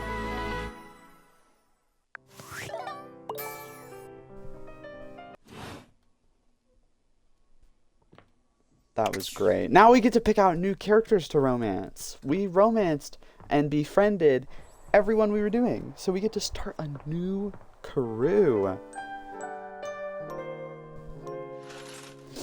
Alrighty. Let's take a peek through the data decks and see who we want to play with. I think Skylar has to be last, if I'm correct. We could do Phonica? I think that's how you say her name. We could do Wendolyn. I don't want to do Wendolyn. Art. I really don't care for Art either. I don't care for Dante. Mateo, I would just have to ask him again, see how to do his story. Amir is beautiful. Johnny Splash is funny. I don't want to talk to Rebel. I don't care for Barry. I haven't spoken to her. Faria? Is that how you say her name? I haven't spoken to her. I do like her design a lot. Willie. Teddy, Hanks, Washford, Drysdale, Harper, Dirk, Titus, Henry Hoove. I guess I just haven't touched anybody in my laundry room. Yeah, we don't talk about him. Holly, Aaron, Textbox Chan, the Sassy Chap, and Mikey Transaction. I think, how about we play with, let's see, we have one more person left in the attic to romance, which is the decoration girl, so we can do her, right? Finish off the attic. This room's finished. This room's finished.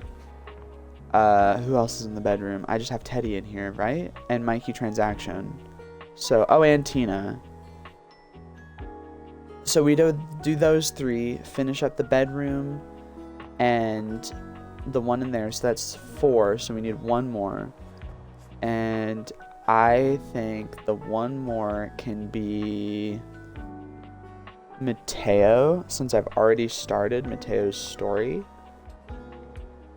And then after we do all those, since it's 4:30, I feel like we'll finish them before then we start laundry room and do 5 people in the laundry room. How's this going? It's going well so far. Going pretty well.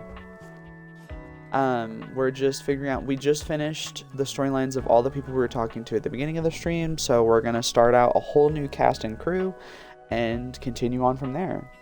I finished all but 2 setups. You're still going with the setups. That is insane.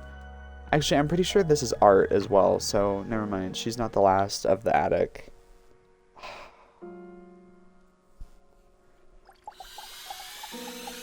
Maybe I'll just do Art to get it out of the way. You came! Well, it's not that I didn't think that you would, it's just I've got a tricky schedule. So, it's easier to presume that people have to cancel. Or they'll forget. Or they'll just have their own lives. Which is me. I'm people. I cancel or forget, or I have my own life. I'm just realistic. Yeah, it was great. Wait, you said okay, right? Yeah, It was okay. hard, underpaid, fun, just a local pet. My favorite kind, the little ones. Oops. I finished 10 minutes ago, but went to get food. BRB again, though. Okay. Sorry, it's not you. A little, but who isn't? Usually, when I finish a shift, most of the others are asleep. I never really get to talk about my work, so it's strange. It's nice. Well, the shift wasn't, but this is. Someone has to. It's my job. It's always a holiday somewhere, and someone has to do the work to bring the wonder to everyone else. I'm a helper most of the time. Essential, so they say. Sometimes, when it's useful to say so. Sorry. Here I am complaining I never have anyone to talk to, and now I'm yawning in your face. I guess I should knock off. I've got a shift in the morning, but thanks. I really appreciate it. No! You get some rest. Okay. Cool. Let's talk to Teddy.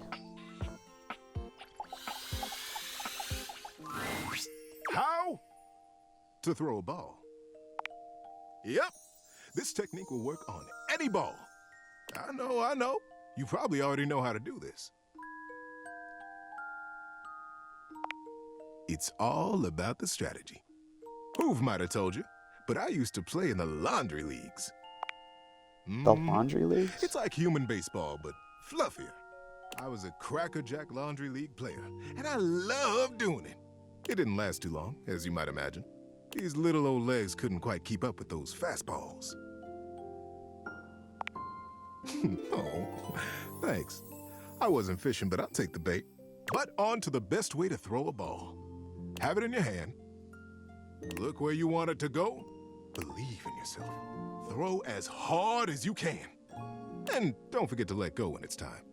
Believe it or not, this is good advice for a lot of different things in life. Love most of all. Believe in yourself. Go as hard and as full in and as big as you can. And when it's time, let go. Let that sink in, player. Okay, I'll go let the sink in. Hey, come on in. Okay, that was really stupid. I'm sorry. Let's talk to Mikey. Let's ruin our day. You're surprised to see Mikey busy with a phone call. Bro's on a phone. He's turned Okay. away from you, talking into a cell phone. You can hear the warmth in his voice as he speaks. Yeah? Oh. Oh, Michaela, that's great. I'm so happy to hear that. Uh-huh. Oh, now, Mickey, that doesn't mean I love her more.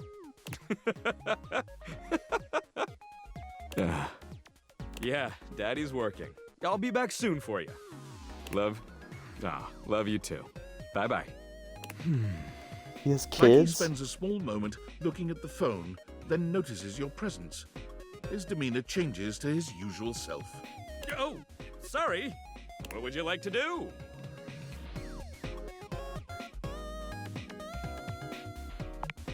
Mikey fidgets with his sack of loot, not quite meeting your gaze. Oh, those were my kids. I apologize for having them on the call while on duty. That is unprofessional. Huh. Well, I guess I could file this under unspecified break time. What do you want to know? Yeah, how many I kids have do you three have? kids. Michaela, Marco, and Mickey. They are! Anything else? Yeah, well, there's some science stuff and thing theory I'm not up to date on. But, just like how each of us represents one thing in existence, kids in the object world become new things that haven't been invented or discovered yet.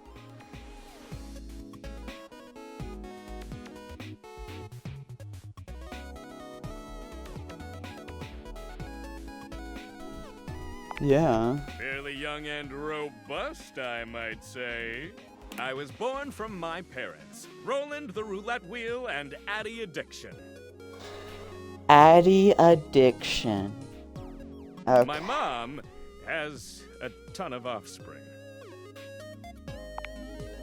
Anything else?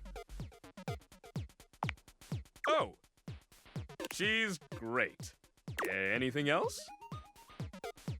Okay, what kind of things do you like to do with your kids? When we're together, we get into all kinds of trouble. Finger painting, bird watching, oh, and talking about what kinds of concepts they want to be when they grow up. I like to think I am. Anything else? Okay, enough of all this. I gotta get back to work. What would you like to do?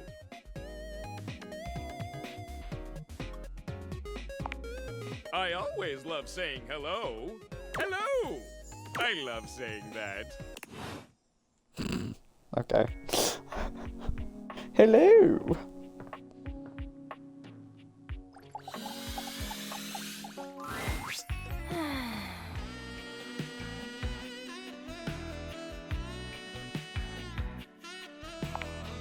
Nothing. Absolutely nothing. What's the problem?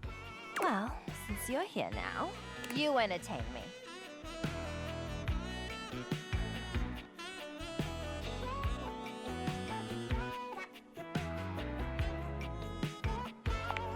Uncertain what else to do, you dance for Tina.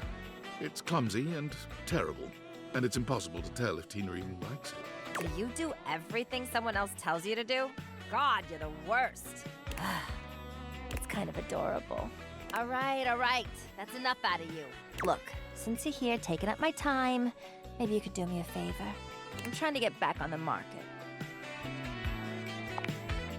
Yeah, it's a goddamn crime for a gem like me to be lonely every night. I need a partner, someone who understands just the kind of triangle I am. I need someone who appreciates all my angles.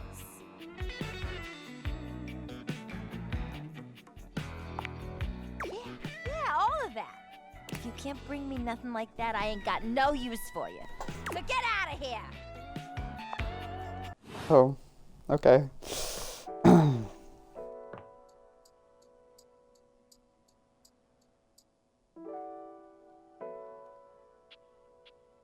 Who was it that, oh, I said I wanted to talk to Mateo, right? Let me see if Art wants to talk to me here. Because if I can talk to Art here, then I can finish the attic. Welcome back. So, here is my plan of artistic attack. This whole house is going to be a gallery. Right now, I have 4 pieces I'd like to display, and we have 4 really excellent pieces of wall real estate to make use of. And I'd love your help deciding which piece goes best in which place. Let's jump right in, shall we? The first one is this powerful painting of a ship. It's done in the style of J.M.W. Gasburner. He was actually quite troubled. So moody. Shall we talk about it? So, what do you see?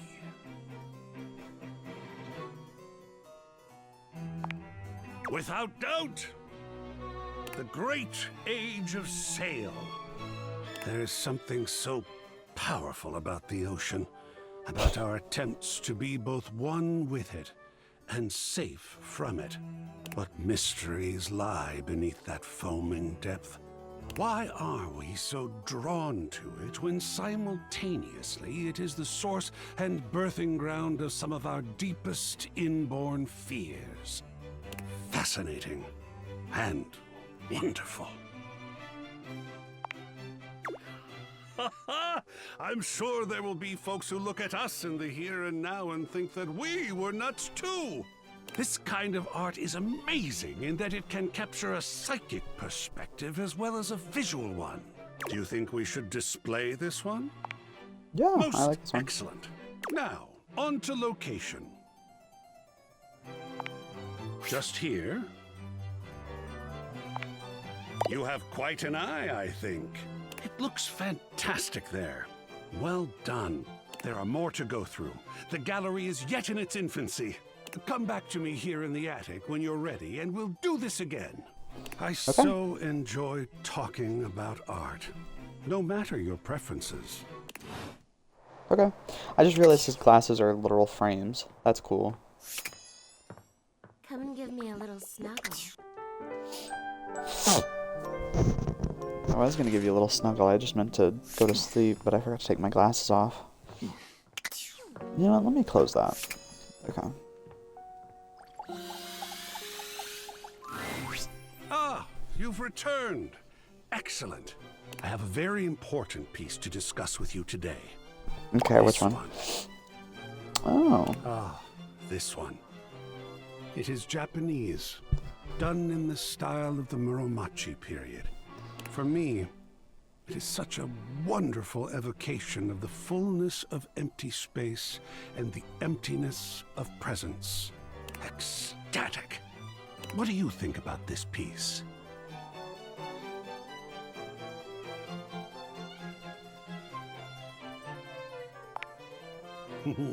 Wonderful. Where would you like to begin?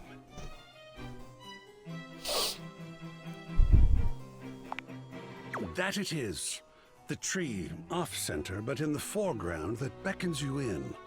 In its relative detail compared to the rest of the image, it's almost an anchor for your conscious attention, while your unconscious mind floats away to the misty mountains in the farther frame. What about the composition touches you? Yes, the mountains. How do they appeal to you? I understand. I, too, could stare at them all day. And speaking of, shall we display it in the gallery? And what a calm corner that shall be. Where shall we hang it?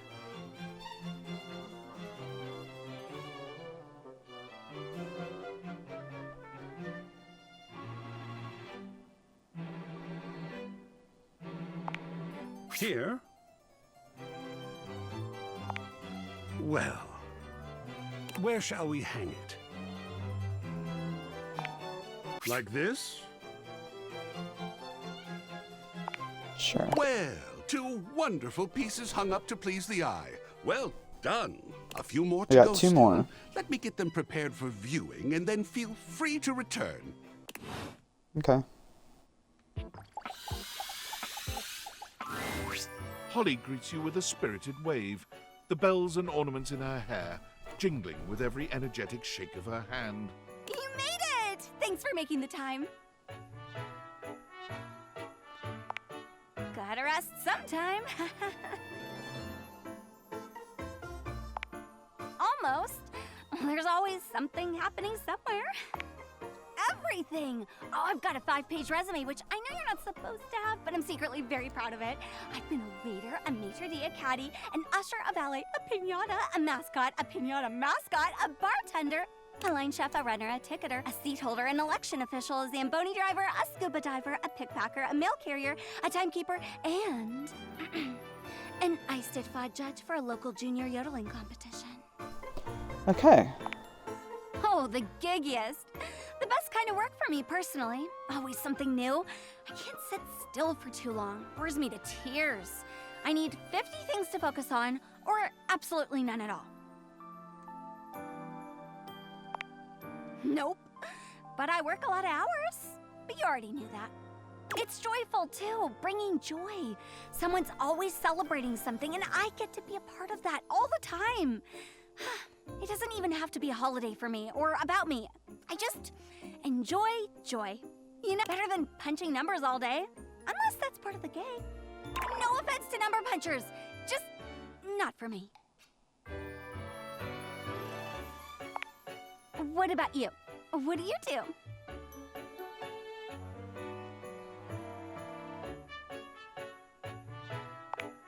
Ooh, sounds high stakes. Must come in handy around here. Motley bunch we are.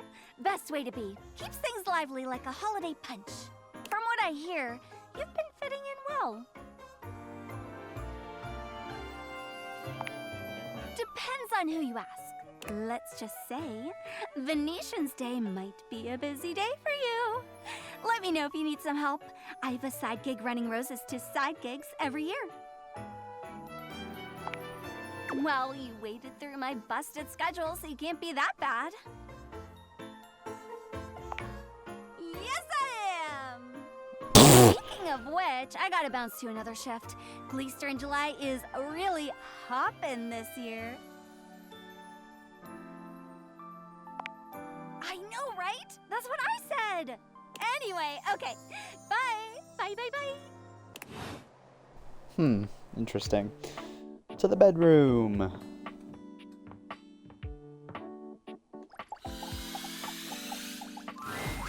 What would you like to do?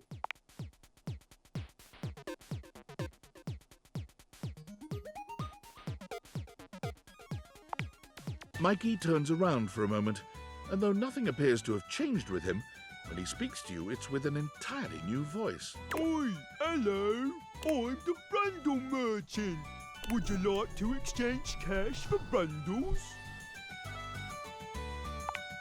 My mother always told me never to say a customer's bank account out loud. So I'll simply say, you have this many money. Would you like to exchange cash for Brundles?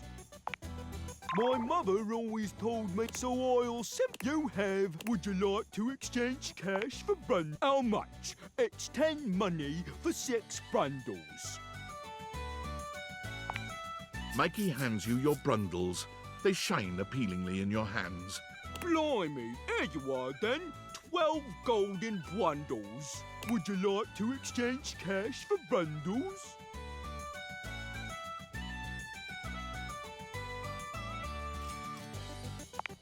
All right. What would you like to do? Explain Unlocking it to me, access then. to me means that you gain access to the Date Everything loot box! Each day, you can pull me up to 5 times for my extreme bonus armor! This armor is so powerful that it can raise your spec stats, meaning that you can blaze past huge portions of this game on your path to 100% completion! It is a blast, baby! You can pull for my common boots of true presence. They have a high chance of being pulled. Or you can pull for my epic. They have a small chance. Or you can pull for my legend. This extremely, but it does exist. Trust me, I'm regulated. It costs a mere 8 brundles for. Brundles are a special kind of currency that you have. Good question. In order to get your hand, you get 5 money per day. Save up for big pools. Come by when you've saved up enough money. Okay, well I have money, so I can pull from him, so I'll just pull from him tomorrow. It's important to understand the difference between things being clean and things being organized. Clean is very important. Just doing a little bit every day. A little dusting here. Keeping the dishes clean, dry, and put away. It does something for your mental state. Somehow by cleaning your space, you can clean out your mind too. But organization, that is a totally personal thing.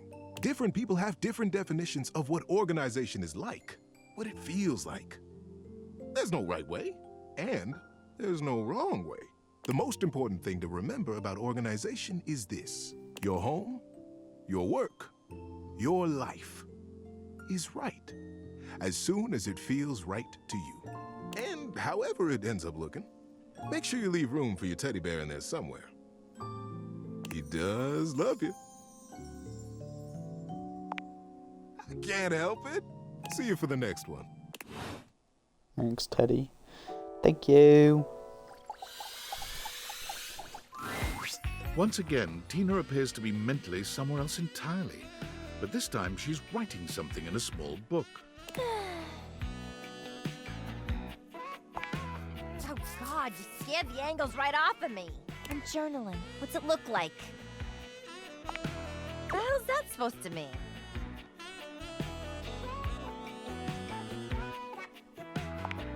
It is, ain't it? I'm a complex, layered triangle. I'm every triangle. It's all in me. This right here is all my innermost thoughts. Secrets to a sexy and exciting life. This is it, baby.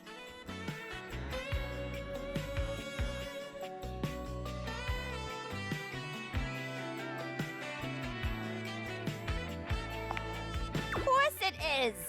No matter how bad you wish you could read it, I'm gonna put this right here where nobody can reach it.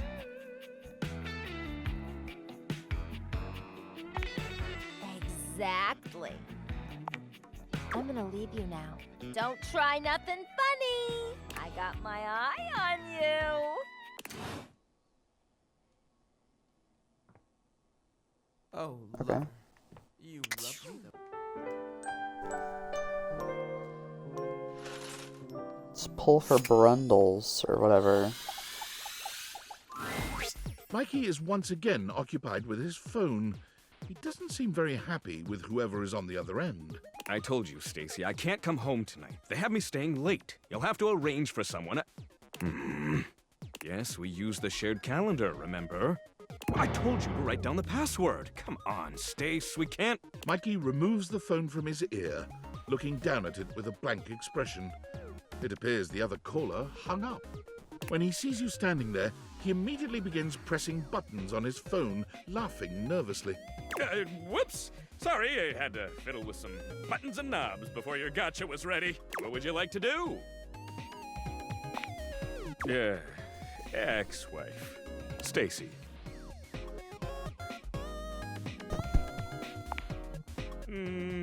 Maybe. But first, I have to make sure that my kids are taken care of. The way the settlement happened is we share them 50-50. But with work keeping me overtime, it's been hard. Star.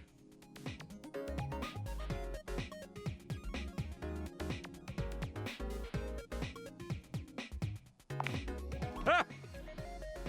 Bang on the money there. She's just distant in more ways than one.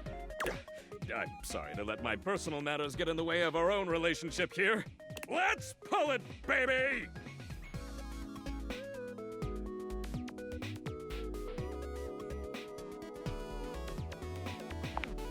I'm just a simple guy.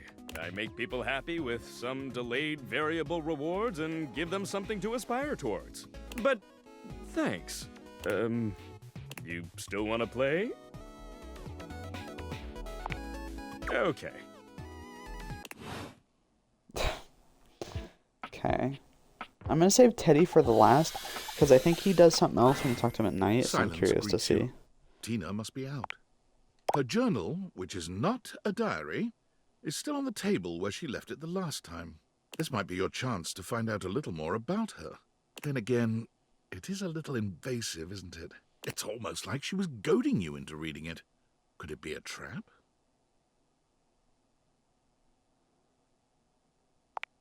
You put on a big show of flipping through the pages and saying things that make it sound like you're reading. You're rewarded with a sneaky-sounding giggle from somewhere nearby. Now that you know you have an audience, you could, switch things up a bit. You think of the saddest situation you've ever experienced, until the tears begin to well in your eyes. Finally, when you've made yourself good and depressed, a single tear rolls down your cheek. It's beautiful, honestly. Despite your incredible performance, Tina, or whoever is giggling nearby, never emerges. You decide that's probably enough for now, and wander off to do something else. Okay.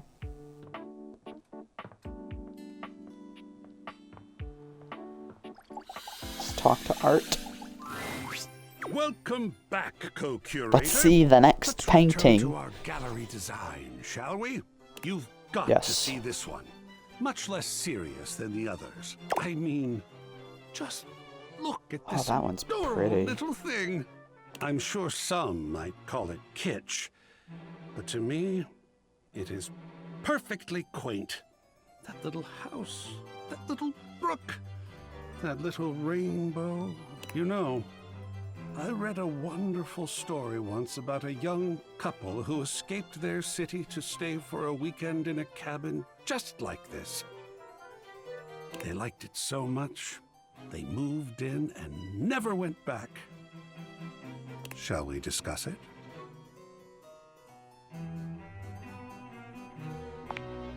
Lovely. What do you feel when you look at this? Of course.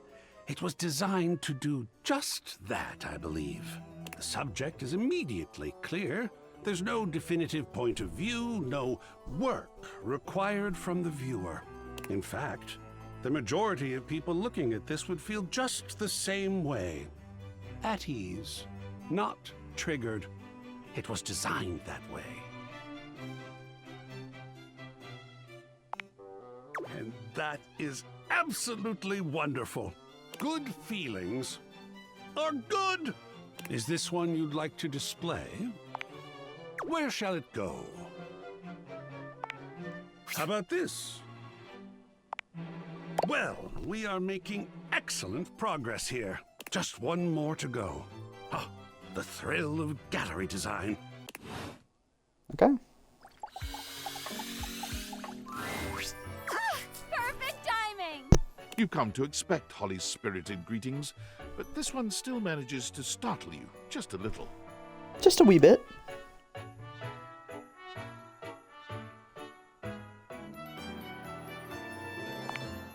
Oh, let's get prophetic!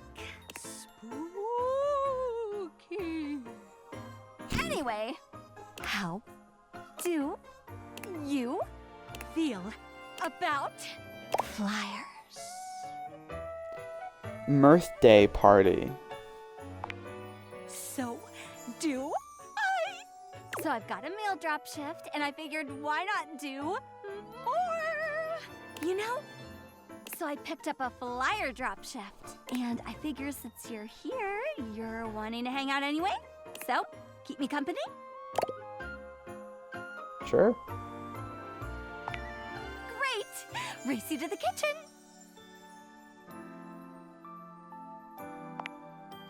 Holly takes off before you can even finish your sentence, fleeing towards the kitchen. Sorry, I can't hear you over me. Winning! Tortoise, and here we are. I'm proud of you, but nothing's faster than an unexpected holiday. If you're going to be my helper, you need to know the basics. There's a Mirth Day festival next week. I get 50 cents a flyer for handing out 100 flyers. That is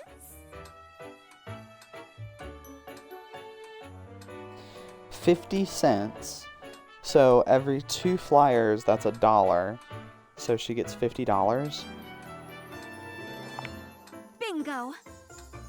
It's $50, which isn't bad to be honest. And it just so happens that between you, me, and 98 roommates, we've got 100 folks to fly through. And we're gonna start right here. Kofi, I'm back! Holly! Kofi, be my favorite customer and take a flyer. I gotta get rid of I love 100 of them, and Kofi. they know when I don't. I don't know how, but they know. You got an intern? Something like that. This one's a good brew. And on that note, I better get back to work. Pick up a shift, Holly. I miss you. Soon, I promise. You said that last month. But now I actually have time, I think. Seems your reputation precedes you. Mirth Day. Well, it's like a bulk birthday for everyone all at once. You get a Mirth Day. You get a Mirth Day. You're all getting a Mirth Day. It was nice. None of us objects have a real birthday on account of not being born. But I love birthdays, even if I've never seen one. So it was nice to have our own version. The first one. It's a lot of effort. Everyone organizing that many presents for that many people? I don't blame them for phoning it in eventually. Folks used to put in the effort as much as it was. They tried, they cared. But caring is hard, and trying is trying. And Mirth Day just petered out. I can make the holidays happen, but I can't make people celebrate. That's up to them. And to them, nowadays it's an excuse to drink, which is fine. And it pays the bills. Oh, hey, Cam! Very lame. All of this. Very. Hasn't had his coffee grounds yet. He's actually very polite. Cam always waits until everyone else has finished theirs first. Now, where were we? Oh, yes, yeah, drinking on Mirth Day. It's fine. People celebrate how they want to. Both. Chew on that. And while you chew, next up, Betty buys. Race you again. This time you beat Holly at her own game, arriving at your bedroom just a few moments before her. Holy smokes, Wizbot, you're a real speedster. Sounds like a challenge. Holly? Oh, hi, Betty. You look so good. Drama! It's been like too long. I've just been, resting a lot. Getting lots of rest. It's been like super restful. Just feeling like very rested. You know? Please don't tell me you picked up another shift. I picked up another shift. Seriously? When was your last day off? I refuse to answer on the grounds that it may incriminate me. Holly. Anyway, there's this super sweet birthday festival. You should totally check it out. Oh my god, we should go together. Wouldn't that be great? Here, take a flyer. Take some for everyone. Okay, I'm gonna go finish my shift and get some rest. Love you. Bye. Meet me in the bathroom. Holly is in such a rush to escape Betty's potential scolding, she forgets all about racing you. You both make it to the bathroom without losing your breath. Ooh, wait, that was close. Long enough ago that she'd have a fit, and I actually lied to her about it last time as well.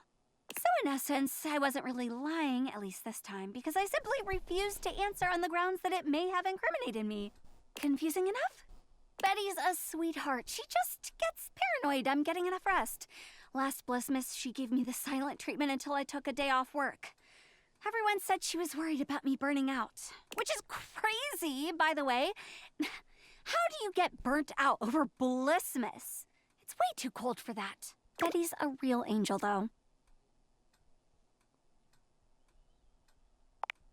Maybe. What up, duckwads? Who the duck is that? They are new. Ew. Be nice, Revy. No. Ugh. What do you want? I need to dump some flyers. Help me out with the bathroom drop? Please! Fine. Only because you're cute. No, you. Fine. Get the duck out of here. Stop making it soft. But you are soft. It's squishy. Squish this. Yes, sirree. Off to the office for me. I mean, wee.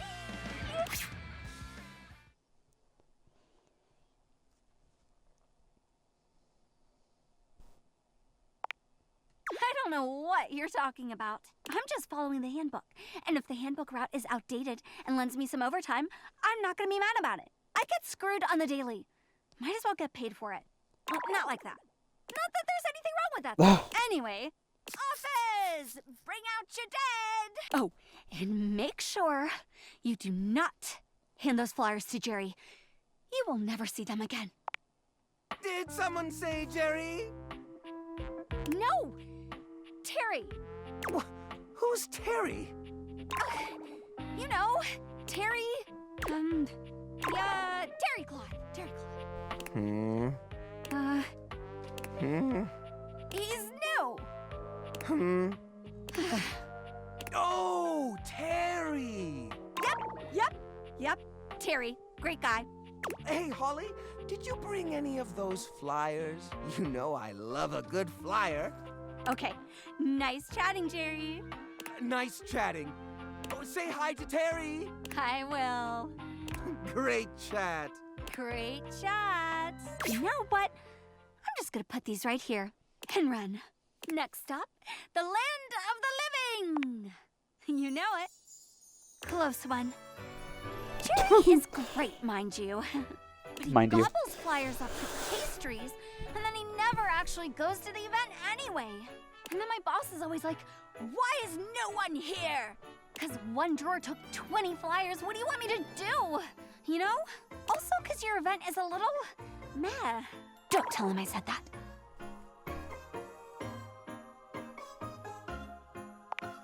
He's fine. He's a good boss. Anyway, here we are, the land of the living, where we come to laze. Ironic, no?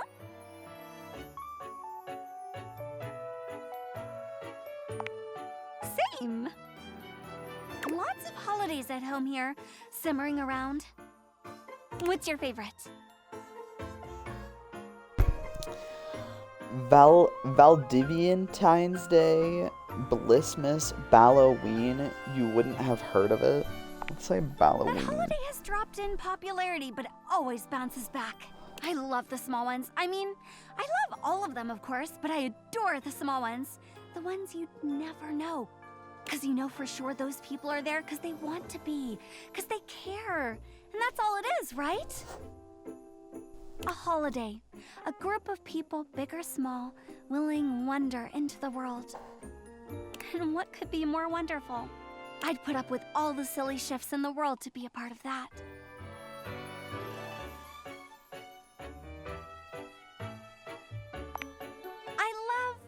lets me be a part of. Someone's getting sentimental.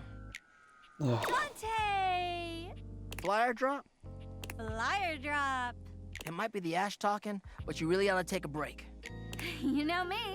That I do. And you really ought to take a break. When was the last time you did? Oh, it was when it was. Can I leave these with you? If you promise to take a day off. I promise. Thoroughly convinced. Thanks, Dante. You are my favorite fireplace. I'm your only fireplace. And my favorite. Get some rest.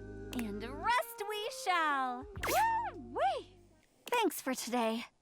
Truth be told, I'm a bit petered out, but I really appreciate your company. I've actually got another shift in a bit, but swing by soon and we can hang out again. I've got a couple of flyer shifts lately, so I'm always happy for a walking buddy.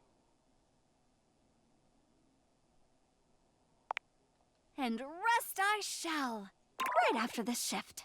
I really ought to start getting ready, though. Swing by soon, sunshine. Huh, okay. I was like, where am I? What the heck? Okay, let's go let's go talk to Teddy. There we go. Oh, this one. This is the biggie, buddy. It's a good one. The Great Constructing of Beaver Proudtail. It was very early in the morning, one cold and foggy day, a very long time ago. Young Beaver Proudtail was walking quietly and efficiently through the dugout tunnels of his den, his trusty stick tucked confidently under one arm. It was at this time every morning that the young beaver made his rounds, through the whole den where his colony lived, and then up and out the riverbank, where the world he knew, the world he vigilantly protected, met the strangeness of outside. His large tail balanced him expertly as he climbed the long entrance tunnel to the surface, occasionally using his dignified stick in an undignified manner to scramble up the pathway.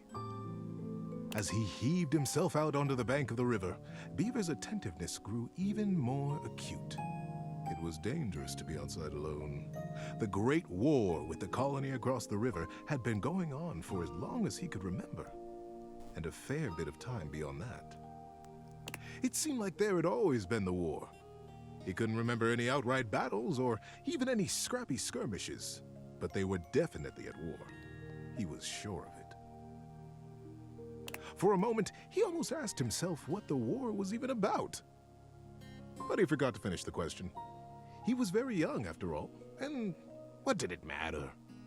The colony was on the other side of the river, and beavers didn't even cross rivers.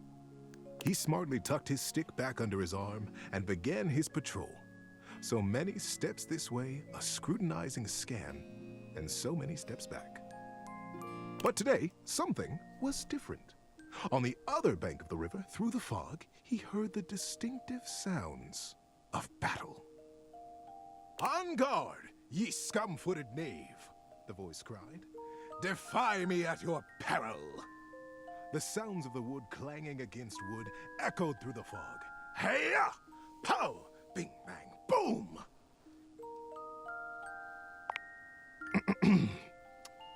"Thank you." "Who goes there?" shouted Beaver, his heart in his little throat. As an answer, he heard a young and high-pitched yelp. My name is Builder." "Hi?" "Hi." It was all Beaver could manage. He was talking to another creature, a stranger, and a stranger from across the river at that. How many times had the Colony Council, the denizen, warned him about the dangers of this? It was strictly against the rules, and Beaver had always followed the rules. "Hi!" The voice came careening back across the water. "What's your name?" Beaver heaved a deep breath. Whoever this builder was, Beaver was not going to be shown less brave than he. "I'm Beaver. Beaver Proudtail." "Well, hello, Beaver Patton. Builder Jumpfoot's my name. I'm playing at war. Want to join me?" "I most certainly do not," cried Beaver. Playing at war? War is serious business, not for playing. My colony is in a war right now, and I'm going to be a general when I grow up. I'm going to win that war. You'll see. Oh, gosh. Sighed Builder. I sure hope you do. My colony is in a war too, and I'm so tired of it. That's why I made it a game. Games are so much less boring than warring all the time. The pieces began rapidly whirling around in Beaver's mind. Builder's colony. He's at war too. Right across the river. He realized he was talking to a beaver from the colony across the river, his sworn enemy since birth. Just then, the wind blew a gentle clearing in the fog, and the two young beavers saw each other for the first time. They could have been twins. Bright black eyes, thick tails, strong sticks, embellished with their colony colors. Builder's face broke into a broad grin. You look just like me! Scoffed Beaver. I'd say you look just like me! Builder laughed. The two regarded each other in amazement for another moment. It was the first time either of them had seen a denizen from the other colony. Builder leaned down and hefted up a perfect pebble from the riverside. Not too big, not too small. He tossed it up. With perfect timing, he swung his stick easily, and Beaver heard it crack as it met the pebble in midair and sent it winging across the water. Instinctively, Beaver reached out and caught it in his paw. Now he was accepting contraband? What would his parents say? But, upon inspection, the pebble was quite beautiful. It had a single bold red stripe around it, and it was wet from the riverside mud. His young mind decided that he would keep it. He would keep it a secret, of course, and that was all right. The denizen didn't have to know everything. The clearing and the fog began to fill with thickened air. He looked up, suddenly anxious to lose his new friend. Friend? Huh. How quickly that had happened. And there Builder was, smiling and waving. Maybe we'll play together again soon, he offered. Beaver gripped the pebble and nodded. Yes. Yes, maybe. One day. And then Builder was lost. Beaver finished his patrol and took his new experience, his pebble, and his smartly tucked stick back down to the colony.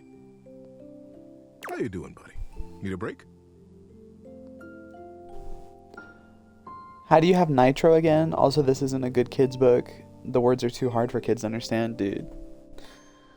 I'm understanding it pretty well, and I'm one. I have nitro because I'm super cool like that. It was gifted to me.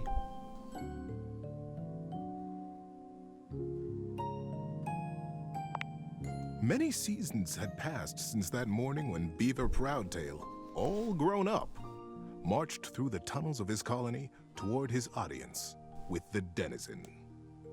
You have a new nitro, Daddy? My bear. Today was the day he'd been anticipating his whole life. Today, he would be made an under-general of the colony, and he'd finally have the chance to present his machine. See, the machine he envisioned was a daring one. He was prepared for pushback and doubt from the council. The longest, in particular. The longest had been the leader of the denizens for most of his life, and she was not always interested in things new or unfamiliar.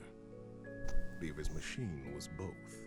But he believed in it, and he was determined to persevere. He rapped on the denizen chamber door. Knock, knock. Enter! He took a deep breath and pushed. My goodness, Beaver, sighed the longest, brows knitted. This machine is quite an undertaking, and you won't even tell us what it does. Yes, ma'am, Beaver nodded. It must be kept a secret, for now, but I promise it will conclusively end this war. The longest considered. Normally, I would say no. Unfamiliar can be dangerous, and outright new, well. She stroked her silver-gray whiskers. The other council members watched her reverently. But we have all seen the construction beginning on the other side of the river. We have no way of knowing what they're up to, and it would be irresponsible of us to take no action at all.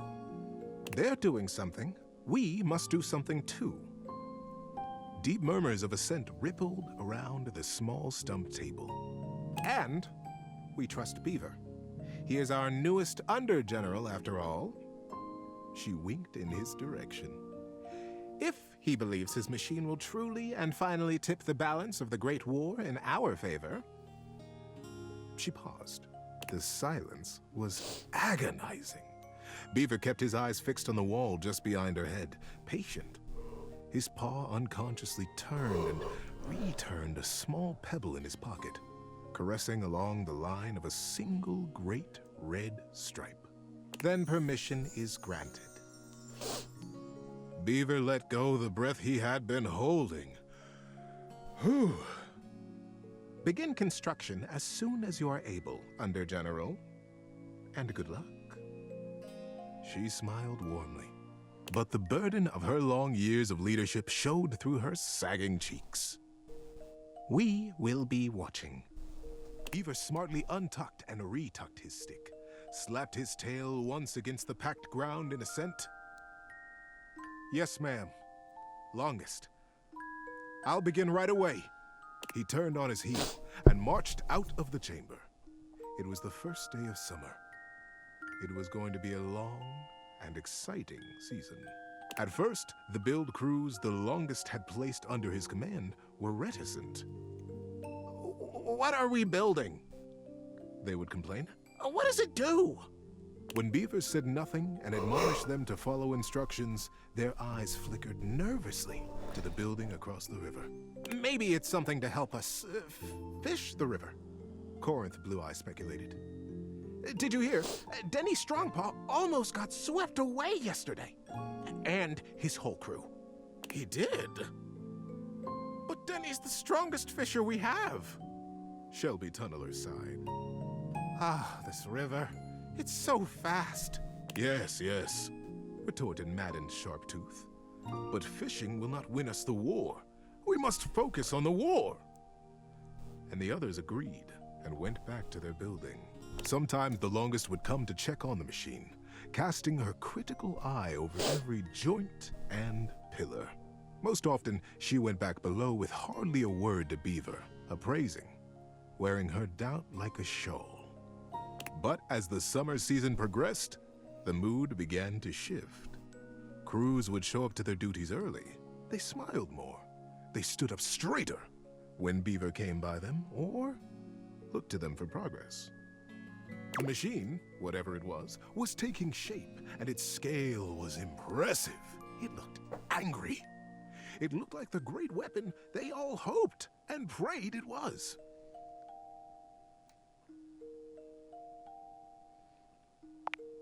The crews began comparing their machine to the thing on the other side of the river. They even began trading barbs and joked with the Beavers working on the other side. They pushed and prodded about who would finish their project first. Ours is a ship to go to the sky, and from there, we'll drop stars on you, and we'll win the war. Can we get back to the gooning? Dude, I'm gooning right now. Come the reply. Ours is a wooden dragon who lives under the water, who can take us safely across this speeding river, and will come upon you unexpectedly. And Also, what does switch it up do? I don't know. Days were marked now by hard Oh, work, my channel and the sounds point? of challenge ricocheting across the water. I don't know my own channel points. Beaver, said the Longest as she held onto his arm one day late into the summer sun. I roll my I don't games need and to pick tell you. whatever Xbox chooses The me. whole colony speaks of nothing but your machine. They are all so proud of you. Beaver nodded solemnly. Thank you, ma'am. But the season draws on. You must finish before the rains come. And then you'll have to finally tell us what this is that you've created. Beaver's paw found the lucky pebble in his pocket. Yes, ma'am. We will be done. And I will test it, and you will watch. You'll see the destruction of our enemy. The longest squeezed his arm affectionately, and together they looked out over the setting sun and the water. How you doing, buddy? Need a break? And then the day came. The crew stood around the great machine, eyeing with wonder the marvel that they had built. A few beaver folk noticed how similar theirs looked to the one across the river. But that was okay, they reasoned. They had been built facing each other after all. Beaver Proudtail strode up to the front of his machine. With his well-worn stick and his powerful bearing, he cut quite a figure. Corinth Blue-Eye and Shelby Tunneler stood just behind him, awaiting their orders. All right, Corinth. Beaver turned to face them. Do you have the rope? Yes, sir. Corinth turned to Shelby, who produced the end of a long length of woven rope from a basket in the base of the machine. Time to get me up there, then. With the end of the rope tied around his waist, Beaver climbed up to what looked like a large square of woven netting, pulled tightly back from its center by a thick cable. The cable was held by 4 whole crews of beaver folk, straining against the resistance of the net.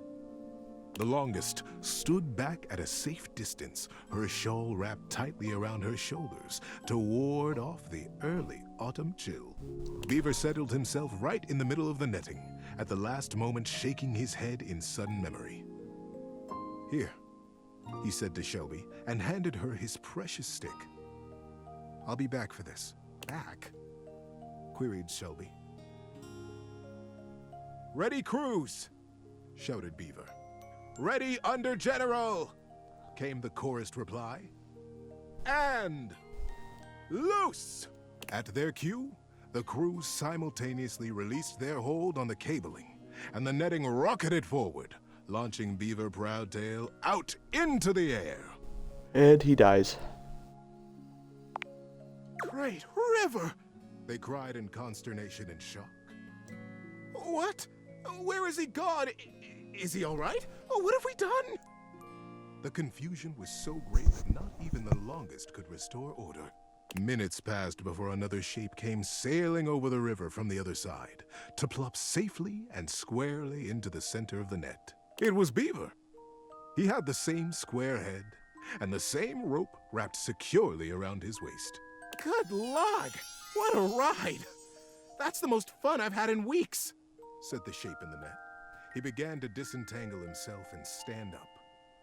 And it wasn't Beaver after all. The royal of the crews was instant and a bit frightening. Who is this? Who are you? They cried, and the longest shouted at the top of her lungs, Detain the stranger! The crews pulled him down from the net, and the stranger never stopped smiling, greeting them warmly, even patting some of the beaver folk on the back. He looked just like Beaver. But Beaver never smiled like that. Beaver hardly smiled at all, come to think of it. I can understand your confusion, said the stranger genially. Beaver and I looked so much alike, even when we were kids. My name is Builder. Builder Jumpfoot. When no reply or greeting was forthcoming, Builder went on. I'm from the colony across the river. Oh, the silence was absolute. Across the river? How was that possible? Was he a weapon? Where was Beaver? How were they ever to get him back?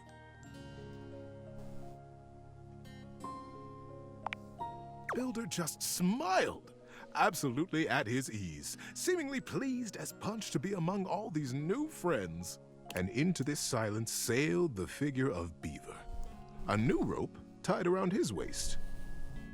There were now 3 lines of thick rope across the river. Beaver landed expertly in the center of the net, untied his waist rope, and you are Builder? Beaver reached out his paw to the stranger. And you could only be Beaver, the stranger exclaimed, gripping that paw warmly with his own. I am Builder indeed, and it has been the dream of my life to finally meet you like this, in the daylight, on the same soil. Mine as well, my friend. Beaver, for the first time in his life, allowed himself a great, eye-crinkling smile. I almost can't believe it worked. Now, wait just a minute, trilled the longest, making her slow path down to the machine. What on Riverbank is happening here? We are at war, Beaver. And Builder, too. You both should know better. Beaver, you promised us that your machine would win the war, and here you have brought the enemy you promised to destroy right to the mouth of our colony tunnel. Beaver turned to the longest with an open face. Yes, ma'am, I did. I believe you'll agree, though, that I have won the war. We have all won the war, because the war is over. The longest stared. The machines that we have built will allow us to become not two colonies at war, but a single colony, united. The machines are designed to dam this river, ma'am, offered Builder. I believe you have the same dangers with fishing and swimming that we do. That you have never crossed it? The crews cackled at the absurdity of ever crossing this raging river. We have no need to fight the river now, you see? Builder continued. We sail above it, just as the single pebble did long ago, whispered Beaver. Builder smiled. We have already carried 3 great ropes from side to side between us, and it will be short work to have a whole net built across the river. Basically, the switch up thing in the points, I made it back when I would just play random crap for every day instead of having a set schedule. So basically, it was like, if someone would claim it, I would just press randomize on the Xbox, and whatever game it pulled up, I'd play. But now with a schedule, I just don't think that would work. Once the river is dammed, it will be a still pond, stocked with all the fish we could ever need. Calm How about enough now? for That's us what I mean. and I don't our think it kids would to play work. Because a lot of the games I have on my Xbox are meant for stream. So it's like, I guess, yeah, with my schedule, I don't think it would work. I think, I don't know, I might have to get rid of it. We will be a great community. The first colonies to ever cross water. The first ingenious constructors in the history of us. The crews were open-mouthed. Their paws hung still at their sides as they realized the magnitude of what they had accomplished. But would it truly be good, as they said? Who was really to say how this great feat would be remembered? The longest took a deep, rattling breath. I can see why you did not tell us at first, Beaver, the true purpose of your machine. She glanced at him sidelong. I surely would have said no.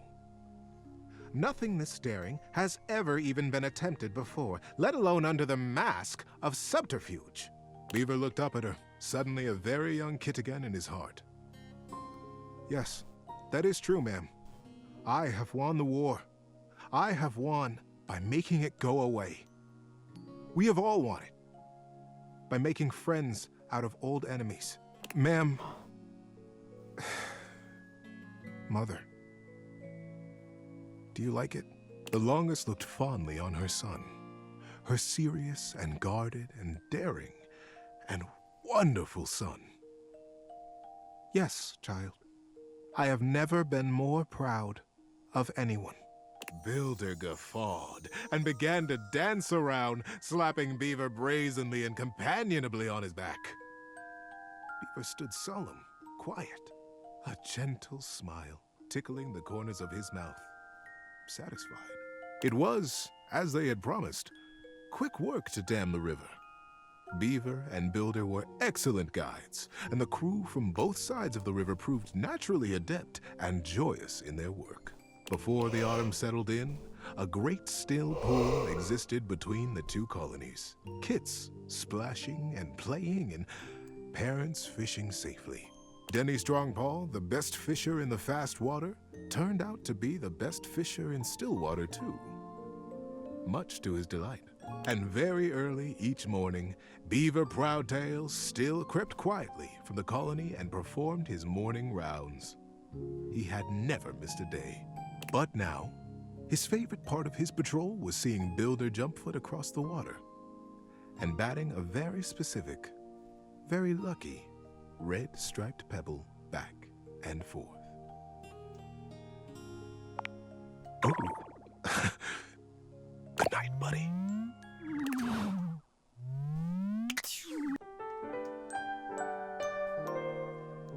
All right. Thumbs up. Ow. That was very long. Why was there a hole at the bottom of the bear? Oh, you know, things happen. Oi, hello. I'm the Brundle Merchant. Would you like to exchange cash for Brundles? How much? It's 10 money for 6 Brundles. Bloody hell. I'll have to go to the back of me shop for that now. Mikey walks out of sight, talking rather loudly to himself. Clomp, clomp, clomp. Oi, where's me Brundles? How many of them do you want then? 60. Dearie me, dearie me! We'll be out soon, I fear. It's been a tough winter. Well, what are we to do? Can they not give us a day? Some time at least? Some time will get us through this winter's discontent. My love, if I have to steal for them, I shall. Your thieving ways. Don't do it, Reginald! I must! Reginald! Crash! Boom! Clump, clump, clump. No! It's the Brumble Thief back again! Hide your Brumbles! Hide them all! I just need 60, that's all! Stop! By order of the Sheriff Tabitha, you are to... Oh my god! It'll have to do. He's taken precisely 60 Brumbles from the night's purse! Oh my god! Let that be a lesson to Tabitha and her Ryan rule. I know he's inciting us to riot based on our repressive ruling class. I love rioting. Yeah! Woo! Yeah! We're gonna riot! I'm gonna take them all! Now to make my escape. Clomp, clomp, clomp. He returns, handing you a sack of Brundles with a completely casual expression, like nothing just happened at all. There you are! 60 Brundles! Oi, hello!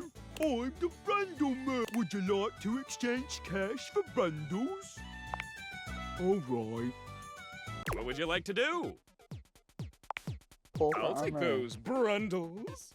Fool me, baby!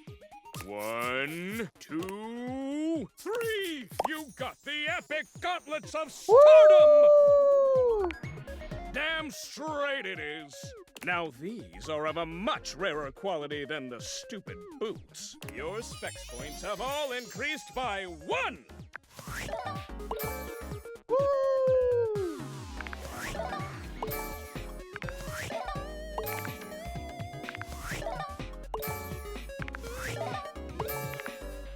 Feel the energy! Feel the time you would normally spend talking with dateable objects. See you for the next one, pulling pal! What would you like to do? I'll take those Brundles. Fool me, baby! 1, 2, 3! You got the legendary cuirass of unwavering magnetism! Congratulations! With this, all of your spec stats have increased by 10! Woo!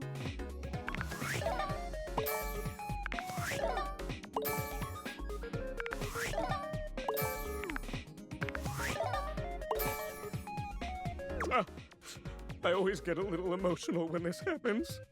You know how to pull me just right. What would you like to do? I'll take those Brundles.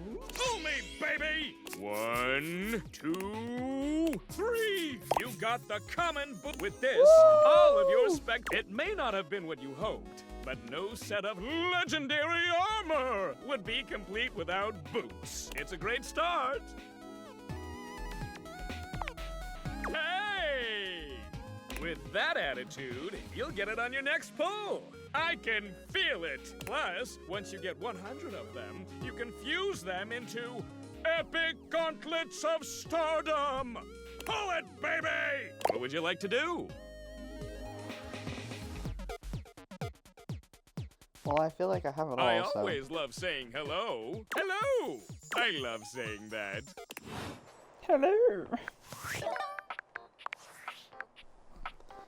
Oh my gosh, I have 103 of them now, without even having to talk to people. Isn't that great?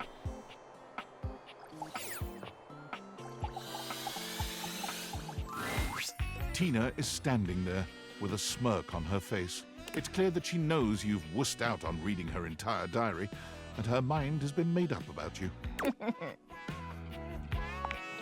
Well, well, well. If it ain't the weirdo who just can't stop talking to me. We're friends, dummy. You ain't exactly enough for me to date. You're good for a laugh. And you know how hard I rule, which is like harder than you'd think to find in this dump. It's a real shame you couldn't help me in my quest for love. But lucky you, you get a front row seat to the Tina show. You can watch me find love with someone who ain't you. All right, that's enough out of you. Love on Triangle Island is on in 10. I don't know if it's her. It might be. Hell yeah.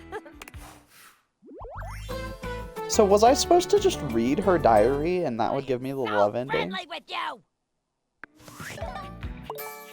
Oh, there we go. 100% charm. Woo! I totally didn't cheat by pulling stuff from Mikey transaction. We're gonna talk to Teddy right now. I know we just finished that like long ass conversation, but if we talk to him now, we don't have to listen to like an entire book again. We just listen to like a little bit of advice. Well, of all the unexpected things, you really listened to me. You really listened to one of my stories all the way through, even though we're all grown up now. I've collected them all over so many years and kept them shiny and safe, waiting for someone. Well, waiting for you, really, to come back and listen.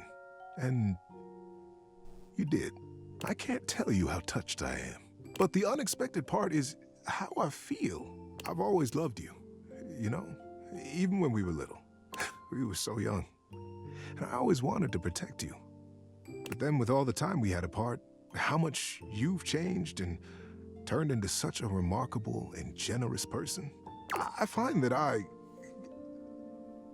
love you. How would you feel about making some of our own stories together? I'll bet we could find some new things to advise each other about, too. You feel the same way? I've had a crush on you since I was a kid? Oh. Buckle up, buddy. There are so many stories I get to tell you now. It's a little odd. It's a little odd. I knew it was going to be. When like it was like, oh, childhood teddy bear, I knew it was gonna be odd. But I had to do it. I had to get my claim. I had to. Had to get my love and come and get your love. I'm happy, okay, because when, what, yeah, what I thought it was going to be at first, which was kind of, like, what I was hoping it wouldn't be, was that he was going to be an adult the entire time I was a kid, as he was the teddy bear, and so then he watched me grow up, and then it became something like that. But thankfully, he stated that we grew up together. Although it's weird, it's still weird. It's not as weird as it could have been. Okay, I'll talk to the safe. Fine. Even though we've already seen the dialogue shots like 10 times. Hello, my dear, dear Reg. Should I realize her? Should I turn her into a real woman?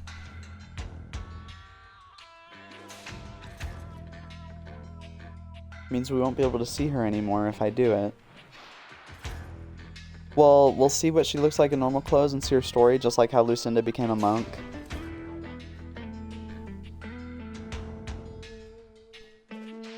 Wait. Let me look it up. Okay, don't tell me, because I'm going to see it eventually. I'm just saying, should I do it?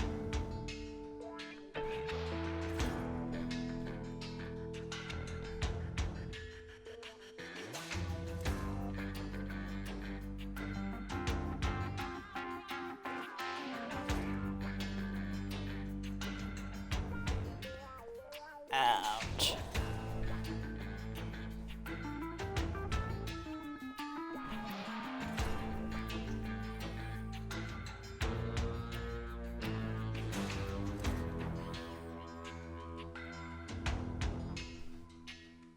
Don't do it? Okay, I'll just say hello. I've got more costumes that just came in. Let's see how they fit you. They are extremely tight, which means they fit perfectly. You and Sophia spend hours on your latest role, firmly in love with each other in your own special way. Okay.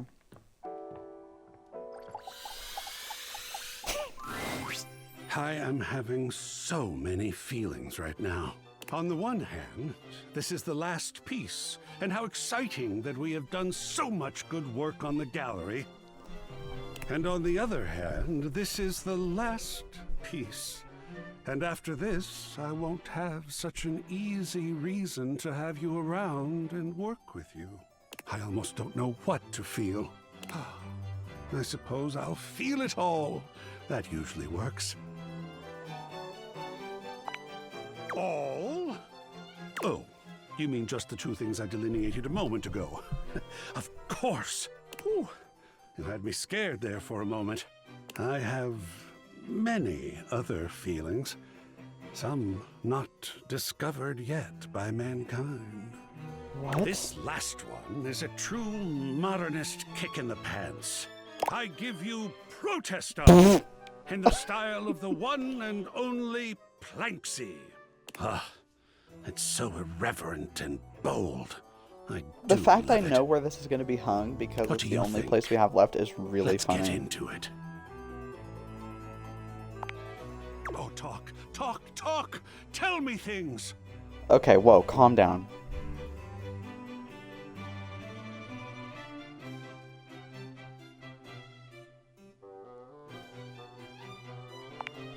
Oh-ho! Do you now? Could it be because he represents the near-universal presence of corporate greed and the culture of theft and criminality at the highest levels of our capitalist society? Okay. Absolutely! Art is a medium almost without peer for the making of statements. And this piece absolutely makes a statement. Were it me, and it is, I might call it badass. Badass it is, brother. I feel badass even looking at this piece now. Oh, how extraordinary. The experience of looking at it with another being has vastly deepened and intensified my own initial impression of it. I love that. Are we going to display this one? Sure. And where is this fantastic... Straight to the bathroom. Right above the pooper. Well. Here we are. All 4 pieces for the gallery have been studied and placed. What an achievement! In the wake of it, there is something I need to tell you. And don't think I didn't notice your fantastic red shirt. Thanks. It's You because I see, have the DLC. I've been thinking about you. About us. You put them all up and talked about it every time. I am in love! Oh, it is rare to meet someone like yourself. And as you can imagine, I have met a great many folks. But you helped me with my gallery by offering your thoughts and opinions. You hung up every single piece and talked with me like humans do to each other. Even though they were so different from each other, and even though they may not all have been exactly to your taste. I miss the grandma. I wish I watched more of her when you talked to her. You'll be able to see her when I realize her one day.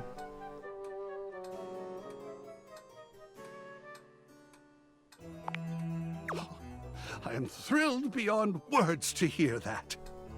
What's more, What do you mean? what is You're the one that most, didn't see her. really, you talked with me about every single piece. That's not my Someone fault. to talk to, someone willing and smart, someone so No cursing in my vibrant and open-minded. Twitch stream, please. I am happier in this moment than I have It's ever not my been. fault. You told me to talk to her and to For romance her, I and I did. But then you said, in "Oh, love I don't want with to see it." I am So now I'm in romancing a love statue. with Okay. what we have done. Thank you. And I must know now, as I have needed to know Guys, so should I often freak this before. statue? I will. What do you think? Can we You talk the real about statue? the great Thank you. artwork of us? Sure, man.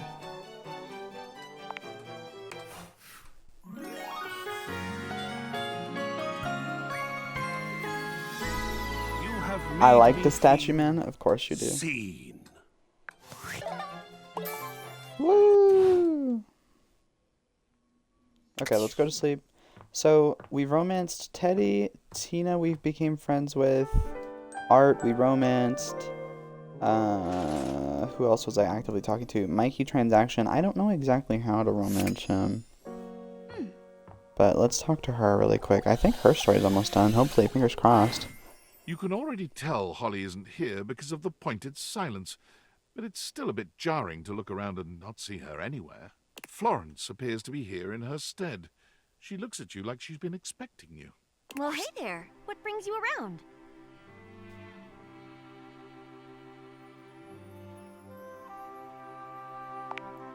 She's not well. She does this thing every couple of months where she refuses to take a day off until her body catches up with her and she just Oh, the game console? I romanced her. I shuts did it. down. If you were a statue, your pose would be you goat braining. I'm logging off. I am logging off. I'm logging off. I'm logging off. She's a busy bee. A silly busy bee. I'd say come see her, but she's asleep. She'll be fine. So she says. Always is. Poor thing. Tell her to stop working so hard? I mean, good luck. No, what she needs is rest. Trust me, we've tried everything else. Almost everything. Everything worthwhile.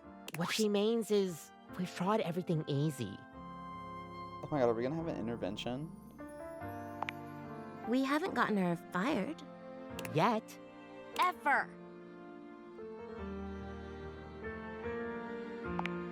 We're not machines. Even if Holly comes close, it's not exactly sustainable or fiscal to work oneself to the bone. We care about her. It's just painful to see her like this over a job that doesn't even pay that well. It pays atrociously. No. Yes. No. Yes. An awkward silence falls over your assembled group. No one can quite look you in the eye. We have... maybe... possibly... occasionally considered the thought. Regularly. Increasingly so. In jest. Mostly. But we won't. Probably not. Probably. Definitely. We'll figure something out. A distant shout sends chills up your spine. Back to it. Kopi and Betty scatter, leaving you and Florence alone to face Holly. Oh, you came to see me. You're supposed to be resting, Holly. You're supposed to be resting. Go to bed. You're not my mother. Besides, I picked up a shift. Again? I'm fine. And I'm out. Have fun. Holly turns to you, her jaw dropping open to slur out an extended greeting. She doesn't quite seem her usual energetic self. You came. Yay! I'm great. Just had a power nap, picked up a shift, ready to rumble. I did. Let's jingle those bells! And on that note...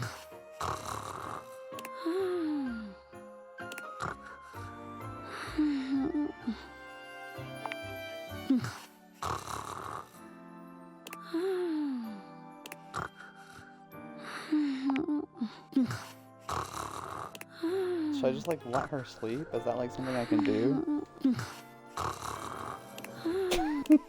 We're just here for like 10 days.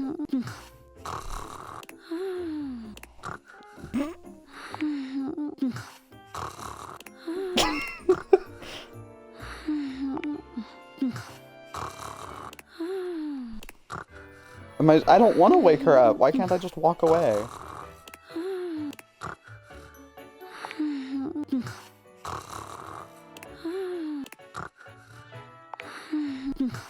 Keep going? Okay.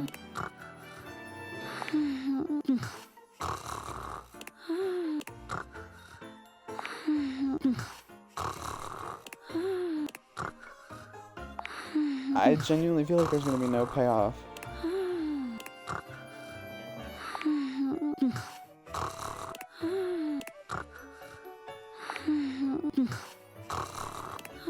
I'm almost finished.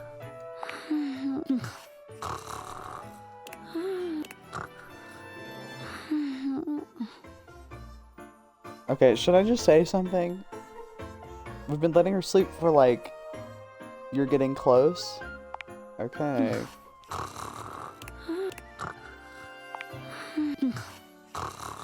I feel like I'm not going anywhere with this.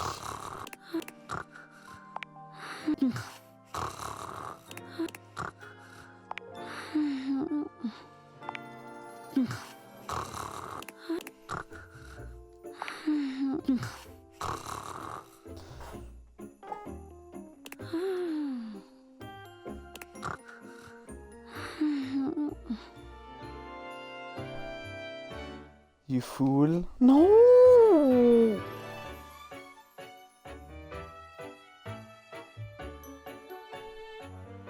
No, why'd you trick me?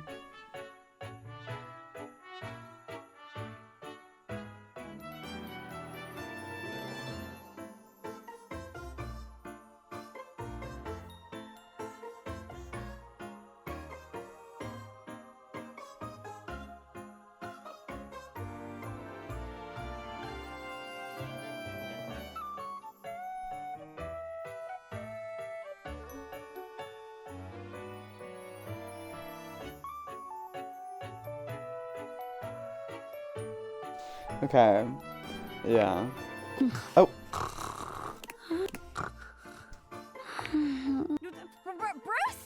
Where is that big, beautiful, fluffy bastard? Bruce! Bruce! Here, bunny! Bruce! I brought milk and cookies. Oh, that's the other guy. With the beard. What's his name again? Florence says I'm grounded. She said my mom? Ground. Dead. Holly collapses forward face first, completely knocked out. A pair of arms catch her at the last minute, stopping her from smashing her face on the floor. I've got her.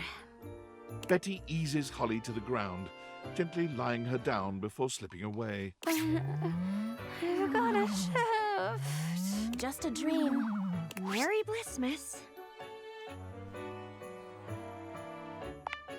I warned you. Sometimes you've just got to see it for yourself. Imagine that plus drunk. Full-blown silly season. There it is. Poor Betty. Don't worry. There's no fluids or anything. Just a whole lot of tinsel. I should go and help. She's usually like this for a couple days. I'm sure she appreciates you swinging by, but what she really needs is rest. So, bye. See ya. Let's talk to Mikey. Mikey! Once again, Mikey is on his phone when you see him, but he seems even more upset than the last time. The call does not appear to be going his way. It's just Wallace. Like the actual wall, it's I've not the already burn been mark. doing my best. You're adjusting the drop rates again? Just because of some whales who think that they own them. No, you listen to me. You listen to me! The moment Mikey notices you, his energy changes. That air of boyish charm comes right back up. We've got a customer here. Yes, I'll call you back later. Have a nice Valdivian day, and keep your... Just like the last time, he stares down at his phone with a numb expression. It seems he's been hung up on again. Hello. Apologies. Again. Whew. Getting tough these days to keep my energy up, but, what would you like to do? Okay. Yeah. Profits are up. Higher than ever. But it doesn't seem to trickle down to the little guy, does it? Seems that way. I get just barely enough to keep going and support my family.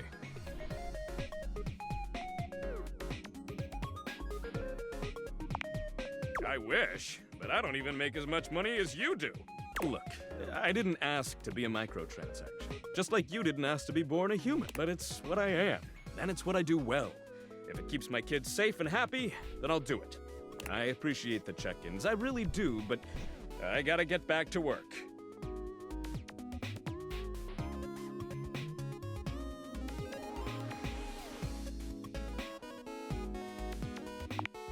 What? No. No, thank you.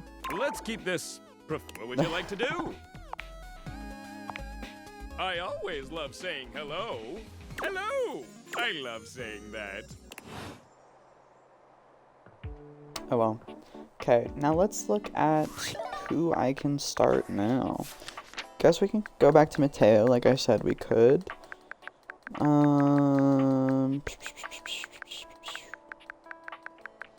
But let's pick out other people, because we need at least like 4.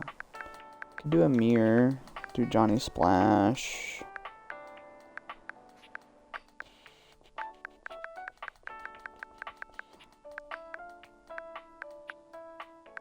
Or didn't I say I wanted to do all of the... Didn't I say I wanted to, like, focus on laundry room? I did say that, I remember.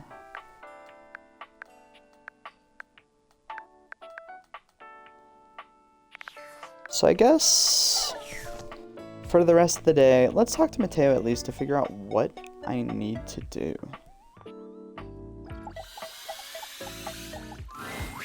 Lint! Lint! Lint, come on, buddy. Remember what happened last time?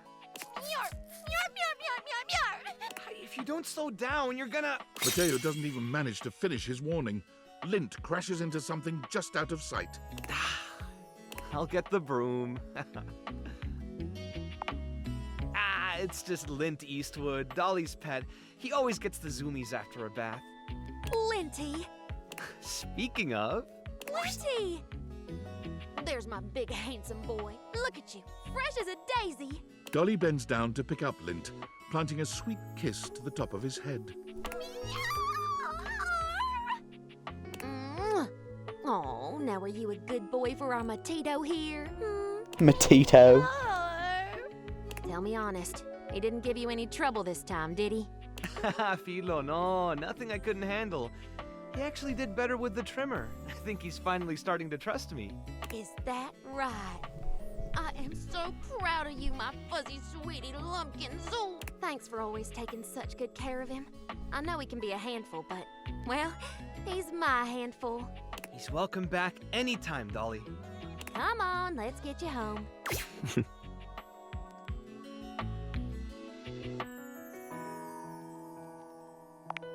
Mateo giggles nervously.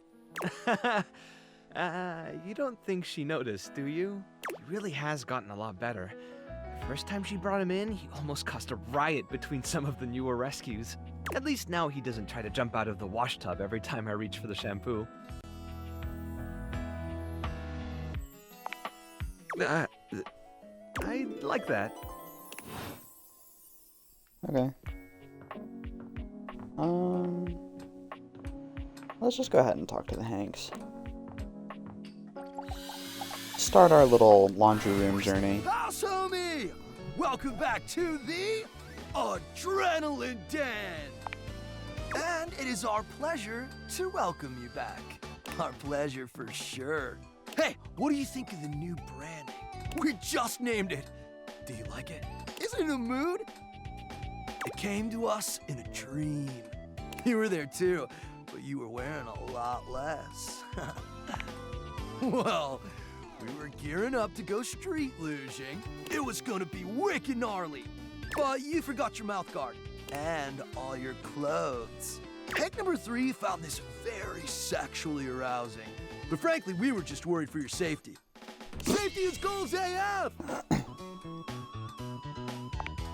Anyway, give us 2 minutes, would you? You caught us right in the middle of visualizing success and some other slightly naughtier imagery. We sit and do it for 37 minutes every day. It's tight, Broseph! Ah, meditation!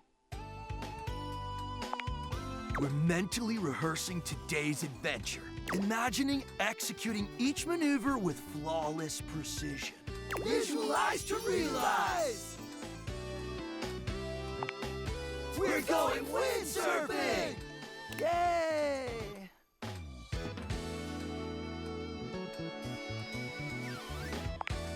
Oh man, it slapped so hard, homie. We're gonna bring our sailboards down from the bathroom, ask Jean-Lou to hit a flush, and let her rip! Boom! Instant sailboarding! Wicked! Oh, for sure. Honestly, it's also a little dangerous, but just the right amount of dangerous. Oh, yeah! Listen, Red Bull always makes sure all of our adventures are exhilarating and epic. And above all, safe. Always safe. Super safe, fam. No cap. Yeah? Tell that to Hank number 6. Nothing nefarious, if that's what you're asking. Look, Hank number 6 just isn't around anymore, okay? He's gone. It's all good. Promise. Hey, homie, no offense, cause we think you got riz. But we can't have you hanging around if you're gonna be sowing discord in the team, you know? Yeah, you're sexy as hell, but we need to be in total harmony to pull off our epic stunts. Anyway, enough about that. What's important is, are you gonna be joining us on today's epic windsurfing activity? Are you? No! Wicked tight! Just remember to stay low, feel the wind, and ride those waves. Ride them like you really mean it. Let's go shred it up, dog! Okay. Who else do I want to talk to?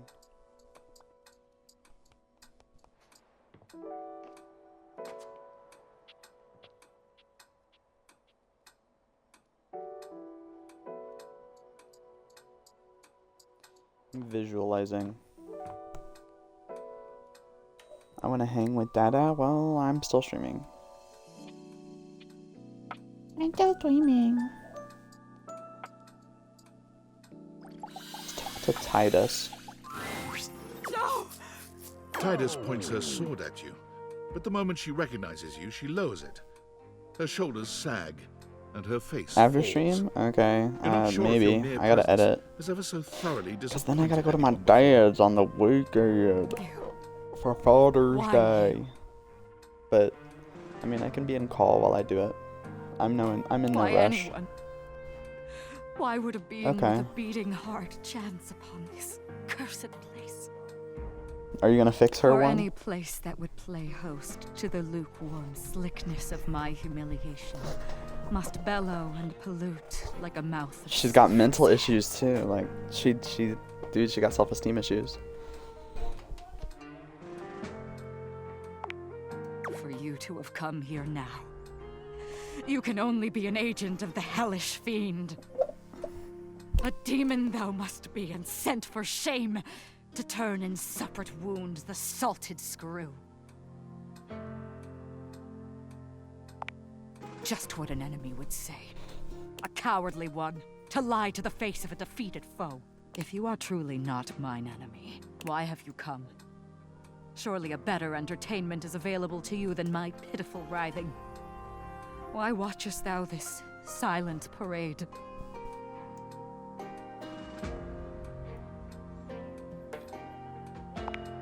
Our fortunes in your estimation are thus linked. Here I have believed that atop I've talked to her the shelf I once. stand in pride.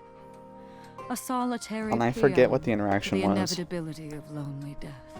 I had hoped at least that in the quietude there would be glory at the setting of my lid. But do you mean... Oh my god, I just skipped it. I'm so sorry. You speak as though we are... a team. Could you mean... And the mere mention is an arrow in the dark field of my battle-wearied consciousness that I am not commanding in isolation. Comradeship. As arm in arm we march. Not alone, but linked in faith and purpose.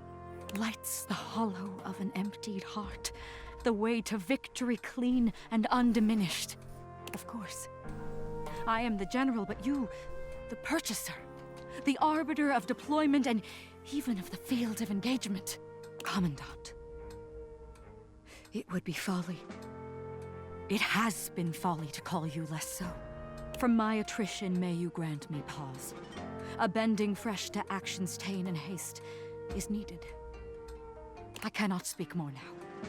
If my commandant thou art, I beg thy patience as I recompose.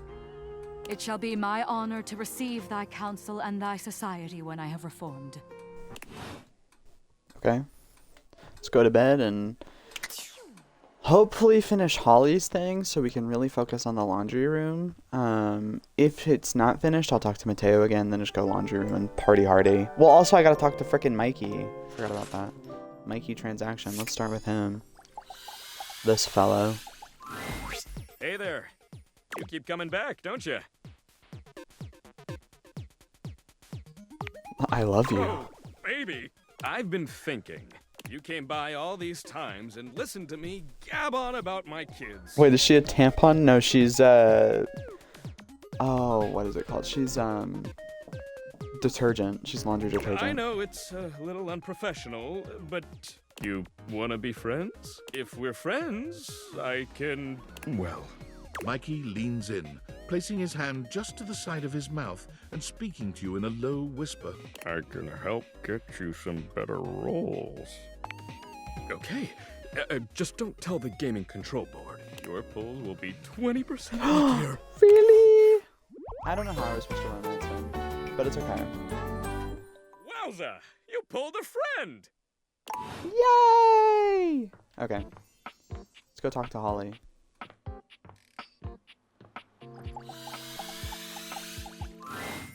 Florence is still here in Holly's place. Oh, hello. She shakes her head when she sees you, confirming what you've already suspected. Is she dead? Oh, you're back. Is she fucking She's still dead? out of it. She went really hard this time. Whatever you're thinking of, we've already thought it. We're all ears. Good luck finding the time.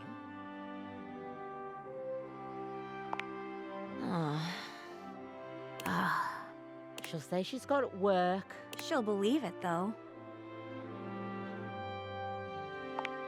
I hate how much that might work. I could talk to some folks. Kinda weird taking her on a You date ate without her? asking. Oh my god. She's definitely expressed interest. She just doesn't have the time. So she says. We'll let folks know to give you some space. Give you the house to yourselves as much as possible. But give her a night at least. Poor thing's still off with the fairies. Okay.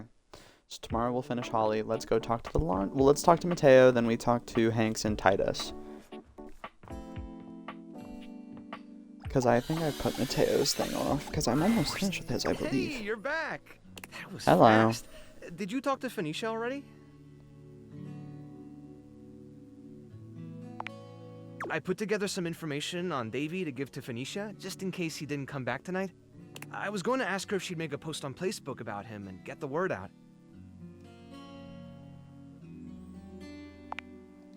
Huh? Oh, me? I'm good. Absolutely, 100%. Sure enough. That was bad, and I'm going to leave now. Okay, so I need to talk to her. Okay. I mean, I guess let's just go ahead and do it. Ooh, coming in hot. What you got for me this time?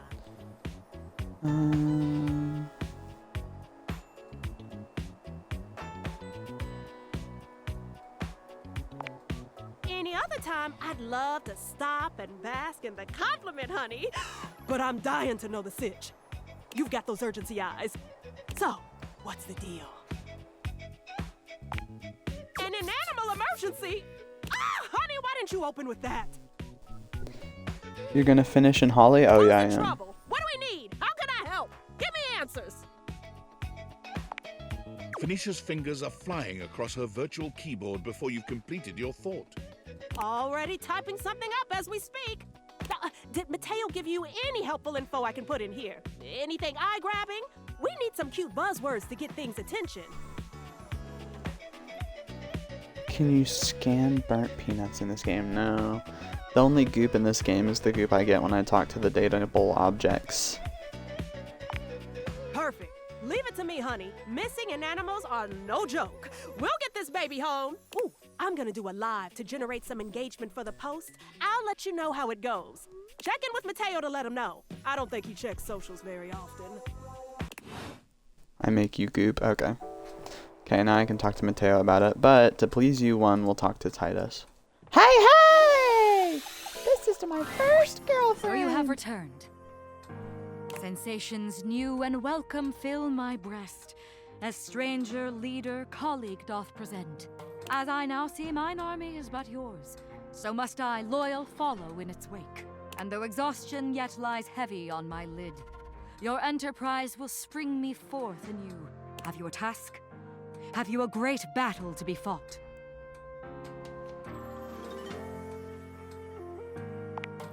Time. Haven't we always time? What is time? Time is measured only by our actions, by our awareness of it. I am aware only of the time stolen by death. My Dipogenies expiring.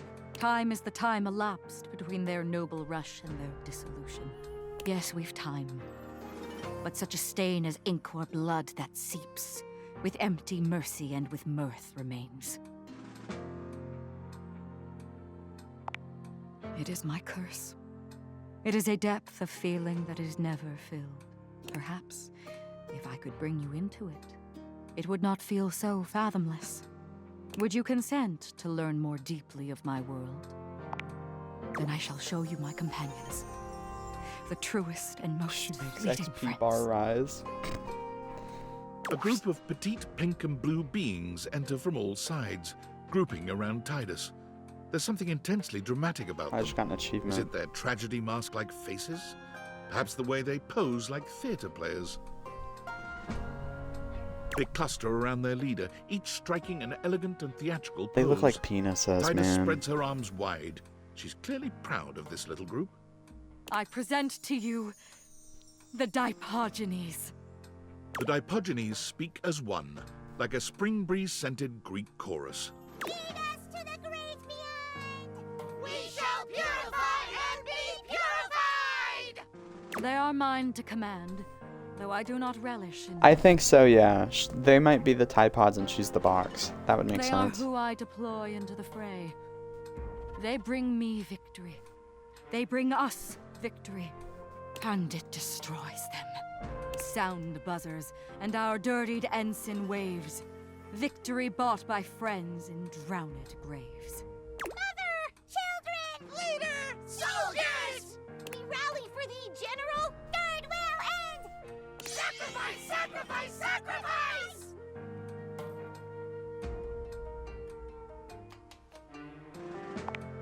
A toll indeed. The slow drop leaking. Coin by coin my strength, bled by the loss of them, to whom the battle always falls. If I could take their place. Oh, if I could but sacrifice for them the way they do so lovingly for me. There is more to do here. There is more of them to know. There is more of us to know, and the next battle is always in the offing. But I ask, familiar stranger, for reprieve. Preparation has begun for our next engagement, as it must be near. Perhaps you will come and feel the glorious sadness you have but glimpsed. That is indeed my meaning. It pleases me to be understood, if only yet shallowly. Okay. Bad time, bad time. Actually, before I do anything, let me double check something. Because what I could do really quick, just to kind of get it out of the way, is since I know he has no connections, I could...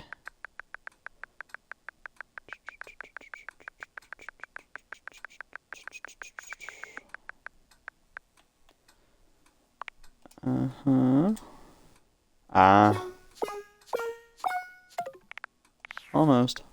Okay. Oh well. I can't make my microtransactions real.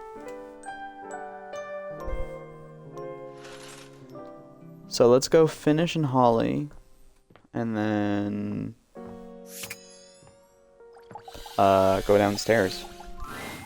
Project Get Holly to take a damn break is a go. She thinks it's just a standard rose drop shift. We'll keep the house clear so it's just you two. Treat her right.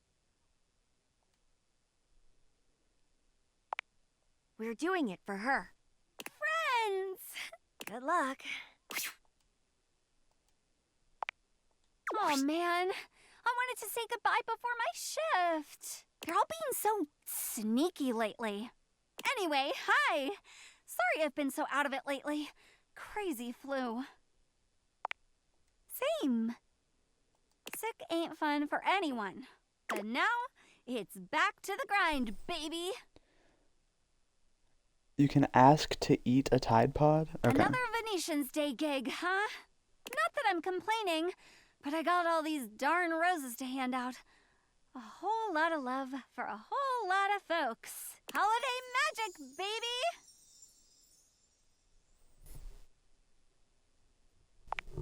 Aye, aye. We're headed to where sausage gets made. Kinda.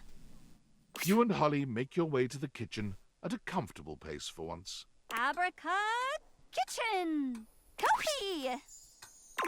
Ram. Kopi? No copy, only silence. But she's always in.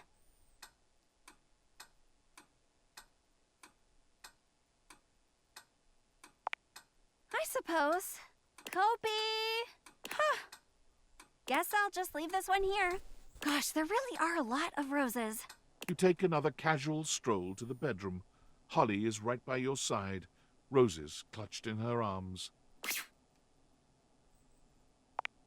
Operation Sleeping Beauty. Go, go, go! Betty Boopa!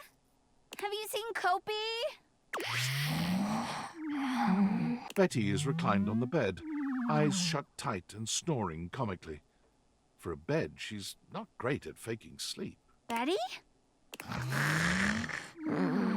Oh. Betty! Damn. Poor thing. Always taking on everyone else's weight.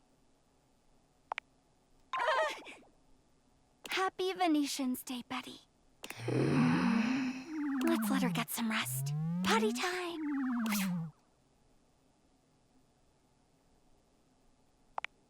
Operation Runaway Rebel is a go. Cringe. Zip it.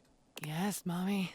As you enter the bathroom, Holly does her best to get her energy back up once again. Rebby! But there is no Rebby, only silence. Seriously?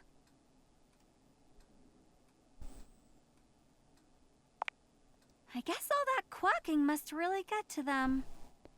They'll never tell you, but they really love roses. Of course, but these ones aren't for me. Anyway, a rose for Rebby, and let's be on our way. Do you remember what's next?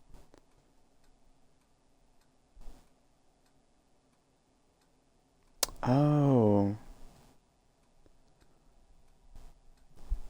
The office? Well, aren't you studious? Off To the office we go! And so I said, who's Terry? That's great, Jerry, but we really need you to be quiet. And she was all, you know, Terry. Okay, but...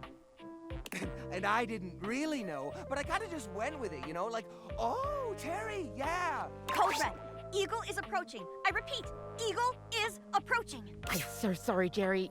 What? Oh! Somebody loves you. The ruse has been holding up fairly well, but now that you've arrived at the office, Holly is beginning to look a little suspicious. Okay, now this one is just creepy. Jerry's always got something to say or some knick-knack to show off. Usually both. Thankfully, Holly shakes it off with a shrug. Maybe he's on a date. Such a playboy. Good for him. 1 rose for Jerry. Mm-hmm. Did you hear that?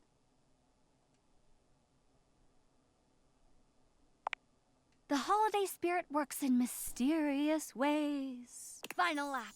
Living room, baby! Thank you, Dante. Anything for Holly. Holly bursts into the living room far ahead of you, shouting out as she goes. Dante! Oh! He's out. Huh. And he loves roses, too. Darn. It's a little chilly without him around.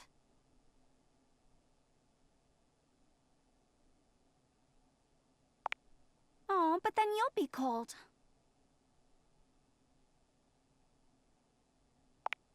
If you say so. Holly looks down at the massive roses still left in her arms, shaking her head. All these roses. I'm worried we missed someone, but there's no one left on the list. Funny. Holly stares at you, then down at the roses, the gears in her head turning. Oh! From who? Holly's jaw drops. It takes her a few moments to find the words. There's so many. This wasn't a real shift, was it? No. But I do think I might cry. I suppose it is. Thank you. This is so very sweet. Oh. Sorry. Well, when you put it like that, I suppose I could be taking better care of myself. Yeah. Maybe it is. You know, I finished work early this evening. Strange to say, but I've got some time to kill. Wanna meet me later? Help me jingle some bells? Oh yeah. Easy dubs. Happy holiday! Yay! Well, come on then.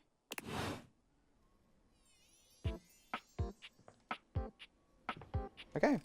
The attic has been fully romanced. Let's go downstairs, speak to Mateo, and then we're gonna go goon in the laundry room. Mateo tends to a group of adorable dog-like creatures, grooming them and speaking to them sweetly. Look at the little fat one in the bottom lobe. With all the hair. Just a few more. And done. Chud. What a good girl, Damas. Que bonita. I bet that feels better, doesn't it? I know you're a Notweiler, but that snag on your tail was getting ridiculous.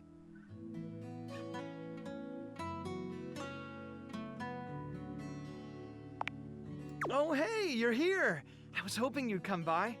I wanted to thank you for talking to Phoenicia about making that post.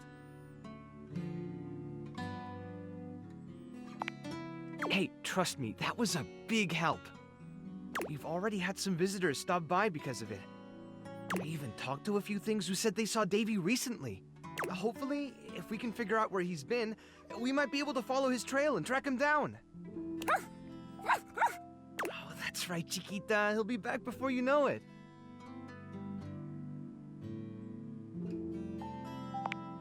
You've caught us in the middle of a grooming day. Everyone's been a little stressed waiting for Davy to come back, so I thought a bit of pampering would do us all some good.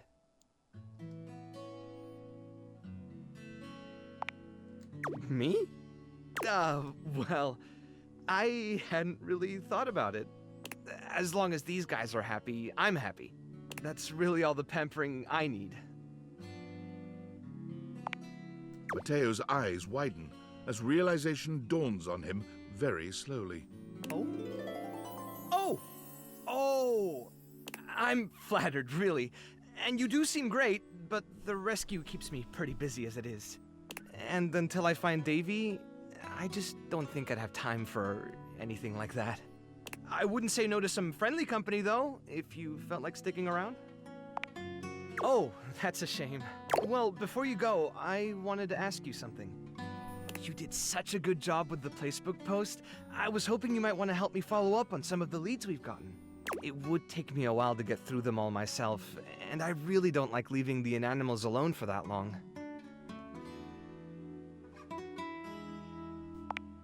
Great! All right. The first one I have is from Hoove. He said he saw Davy sniffing around the laundry room a few days ago, right around the time he first went missing. Let me know if you find anything, okay? And really, thanks for helping out. Sure. It's in the laundry room, so that's where I'm going. Oh, laundry room. Let's speak to Hoove. What's up, Hoove? You know Harper, the hamper? Well, recently, when I was cleaning up around her, I happened to see one of the inanimals. If you're looking for him, you might want to check that area. Sweet. See you around. Okay.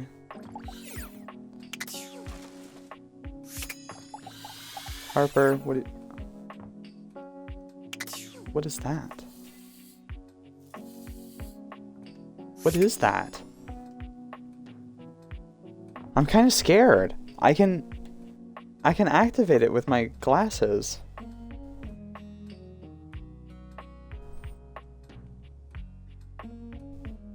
Talk to it? Okay. Oh, I've already talked to it today? Who is that? That I've already talked to? What? Okay. Once again, Harper and Dirk are going at it when you walk up on them. This time, Dirk is the one shouting. You need to let go of this stupid Chappie thing. I'm not him, and I never will be. Don't you dare say his name. You could never be him. I envy him, to tell you the truth. He finally escaped from you. Harper is stunned into silence, her lower lip quivering for a moment before she points a finger at the door and screams. Get out!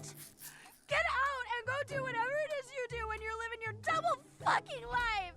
I can't wait to get out of here and not hear your shrill-ass voice! That's what I do when I'm away from you, by the way. I just enjoy the goddamn silence! Go enjoy your goddamn silence then, you fucking asshole!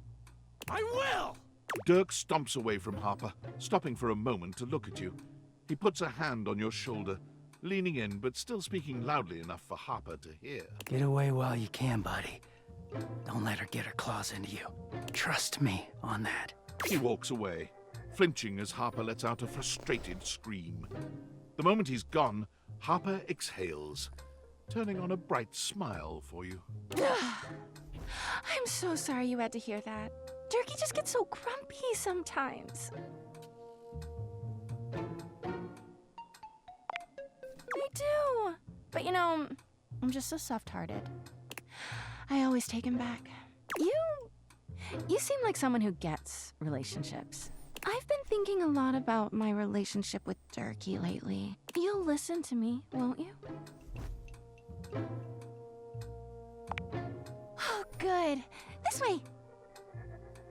I have Harper to. grabs your hand, dragging you I over have to a to quiet corner of encourage the her. room, overturning a box to allow you to sit.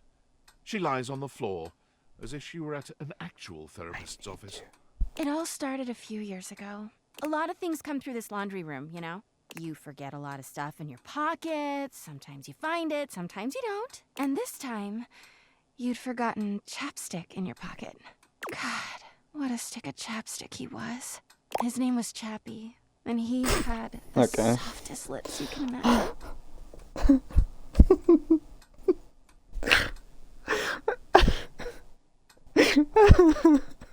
It's this guy. Dude, let's get 10 Chappie weeks up in together. here. It was a real whirlwind romance. I know, he doesn't like being called He Dirty. started talking engagement towards the end, hoping maybe you But I'm could a get girl's girl. ring-shaped I'm object in kidding. your pocket one of these days.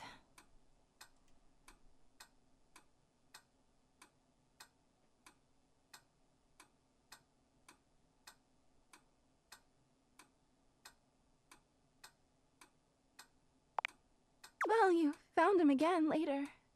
But I'm jumping ahead. Chappie had crawled back into the pocket of one of your pants. He liked the dark. It made him feel safe. Harper sniffles, growing silent for a moment. When she speaks, her voice is filled with emotion. And then you washed him. Washford and Drysdale brought him back to me. I'll never forget it. He was melted. She lets out a sob. He wasn't the same after that.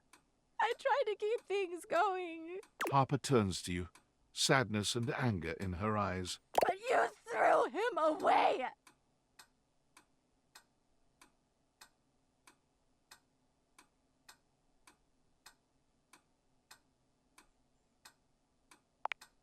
That doesn't make it better. Anyway, ever since then, when Durkee gets washed by Washford and Drysdale, he leaves. And when he's up there in your closet, he pretends he doesn't know me. I've gone to see him so many times. I've cried and screamed and practically kicked his door down.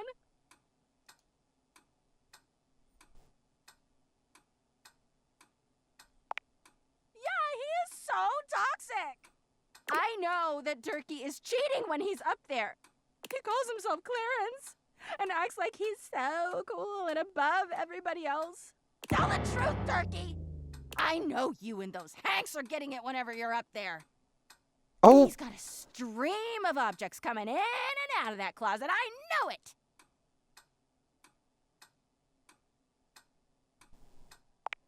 Because I do. Everyone's always like, oh, how do you know, Harper? How are you so sure? She taps her temple. Hamper's intuition, honey. I know how nasty he is. I know he can't go that long without getting some. Anyway, I've been thinking a lot about our relationship lately. Obviously, I've done nothing wrong and never have. But I just love my Durkee so much. Even though he hurts me so. I just don't know what I should do. But I love him so much. I just can't do that. Well, I guess I should go. Durkee could be doing God knows what out there. I gotta find him before he cheats on me. She sits up, smiling cheerfully. Thanks for listening. I feel so much better. Bye!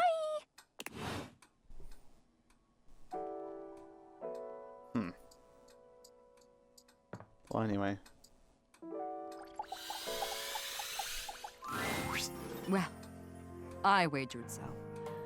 They, being generous of sod and spirit, wagered you would find your courage.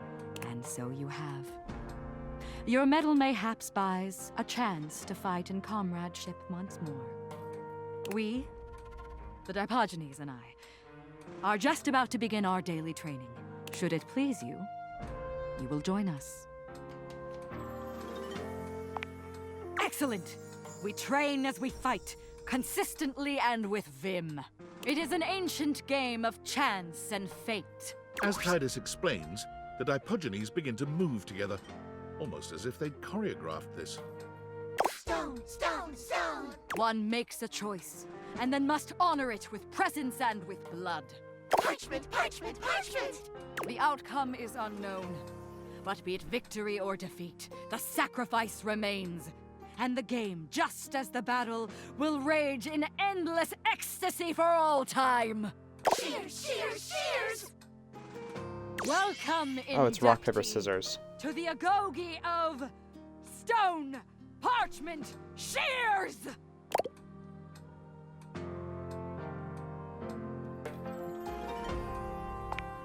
Of course you are. Hear my soul speak. Your openness has freed me as a ship from its moorings, and now I float, gleeful of abandon, into the open ocean.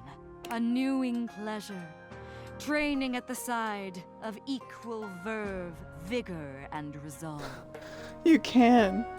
You were right. If I win, can I eat one? As you try to analyze what Titus may do, the Dipogenes are moving through 3 different poses. They cluster into a group for stone, they form into an opening and closing V for shears, and they all flatten themselves to the ground for parchment. Let the battle begin! Unus, duo, tres, saggito! The Dipogenes move into place just as you're calling out your own play. A stalemate between worthy rivals. Duel again! Unus, duo, tres, saggito! No! Small they may be, yet mighty is their resolve. Fight, my soldiers! Unus, duo, tres, saggito! No! And froth, go forth and fight! Unus, duo, tres, saggito! Restart? Why? What happens if I lose? And I can't restart, I didn't even save. Stone! Why do y'all keep picking paper? Well fought. In defeat, you have shown your mettle, perhaps more so than in victory. Leave us be for now. The war continues, and ready we Becky, must pick a be. paper. Okay. Let's go sleep. She's like, well, since you suck at rock, paper, scissors, I don't want you. No, please. No, look, I would just say, okay, so we played stone, parchment, and shears. How about? Hello, beloved. Oh, hello. I'm feeling generous. What sort of dream are you wanting tonight? Wait, really? Me? Yeah, let's do it. Let's see what you look like. Actually, I'm curious. Skylar, it's gonna be okay. It's gonna be okay. Nightmares can't hurt you. They aren't real. Except they're gonna be real now. I'm just gonna close my eyes while I do this one. The spectral energy flows through your date theaters, and what was once merely your dreams I'm becomes... curious. What do you think? What do you think the nightmare's gonna look like? Oh, it's the same. Okay. Just with color. I expected we were gonna see a human form. Nightmare is realized, but she looks... Dude, you actually suck at rock, paper, scissors? How is someone good at rock, paper, scissors? You're not quite sure what you were expecting. Nightmare's dateable form was not human to begin with, really, but this form, whatever it is, it may be flesh, but it is decidedly unhuman. Wow. So, this is what it's like to be flesh and We're bone. releasing this thing onto A the mortal world? bag filled with goo and teeth? Am I what you thought I'd be? Nightmare's horse-like cheeks sport a sweet flush. There's something about seeing this tall, intimidating creature be so modest that just drives you nuts in the best way. You don't mind if I'm... me? Look, if we're going to do this, you need to know something. It's going to be intense. Terrifying. There's probably going to be a lot of blood. Nightmare gives you a dark smile, and when her arms curl around you, she feels cold, but real. Sturdy and strong and inescapable. Nightmare's brand of love is physically taxing, and makes you more aware of your own mortality than you've ever been. But you've never felt so emotionally connected. Making love to a monster is no easy feat. There are physical problems you haven't fully solved, but your mutual passion helps you find your way through any obstacles. You end that night with some new scars, but a newfound appreciation for just what it is to be human. and the things that go bump in the night. Nightmare takes well to the stares she receives in public. She's so unused to being perceived, she rather enjoys the attention. Hello. No, by all means, don't look away. I enjoy your blatant ogling. Have a pleasant day. May you keep all of your teeth right where you want them. Costume? No. This is my very own bag of meat and guts. Most assume she's one of those Halloween is year-round types, but enough people ask her about working for a haunted house, she decides to try her luck there. She finds the work unfulfilling, however. Bored with mere jump scares and momentary screams, Nightmare eventually finds her niche making extremely low-budget horror films and uploading them online for free, where she can frighten people the world over in the purest way. I low-key thought we were about to unleash a murderer. I'm gonna be so honest. Like, I thought she was about to start killing people.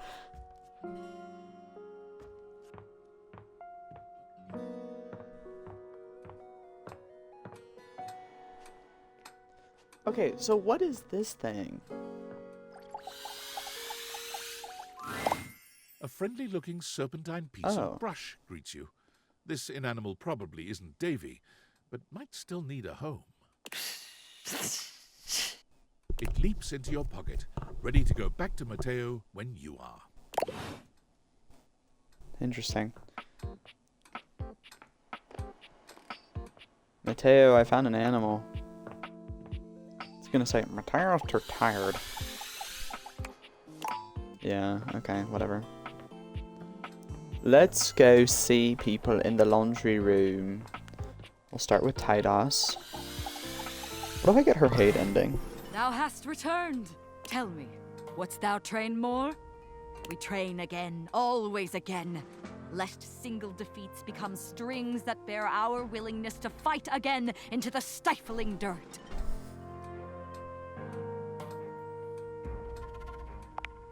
Did you? I can't think of what I would have to offer you, aside from training, the Dipogenies.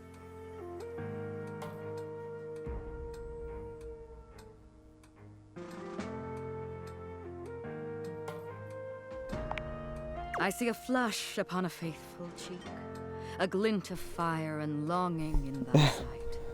Were I to be a speaker for your heart, upon new wings of love we might take flight. This is only what I have seen. I have been wrong. Gods know I have made mistakes.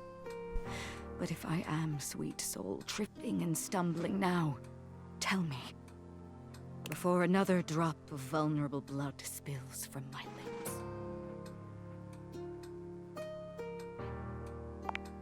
Then shall we two by dreaming moonset lie, on beds of blooms, hollows of safety sweet, gazing through the heart, the breath, the eye, gift our depths and secret souls to meet.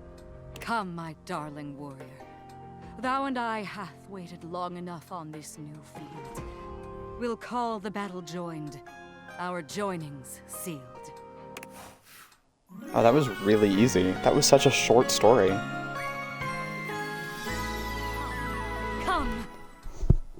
She just yelled at me to come. Oh my god. I mean, okay.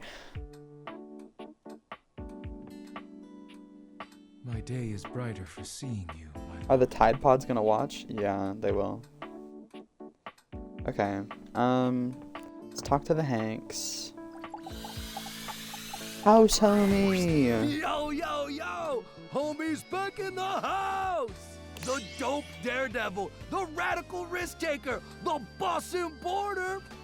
Make yourself comfortable, gorgeous. Right? Isn't the adrenaline so addicting? Do her realization? I'd have to do it the next day. Throbbing veins! Okay, so Anyway, he's throbbing. don't Good mind to us, know. Brasif. We're just inspecting our equipment for today's epic outing. It's gonna be so freaking epic, dog! Got any equipment you need us to inspect? I promise we're very thorough. Oh, we'll be more than happy to check everything out. Don't you worry. Gotta make sure all your gear is in optimal condition. Safety slaps! Oh, snap, look at the time. We better get ready ASAP if we're gonna catch the good thermals, fam. Paragliding, homie, is an exhilarating pursuit, allowing us to soar through the skies like Stickerus himself, feeling the rush of the wind as it caresses your face. Like he slaps, dog! It's gonna be totally worth it, even though we might not all come back. Haha, no, we're definitely all gonna come back. What a kidder. Red Bull would never have us do something dangerous. There's legit nothing to be concerned about, homie. Because Red Bull understands our value holistically as a team. And there's no team if something dangerous happens to one of us. We're irreplaceable! Except for Hank's number 6, and Hank's number 7, and Hank's number 8. Oh, it doesn't matter, homie. You're focused on the wrong issue. Gotta stay focused, brah. Look, we don't know what kind of Discord you're trying to set up here, brah. Our sponsor will never let something bad happen to us because they value our individual contributions to this team. Well, they value something. You get what we're spitting, dog?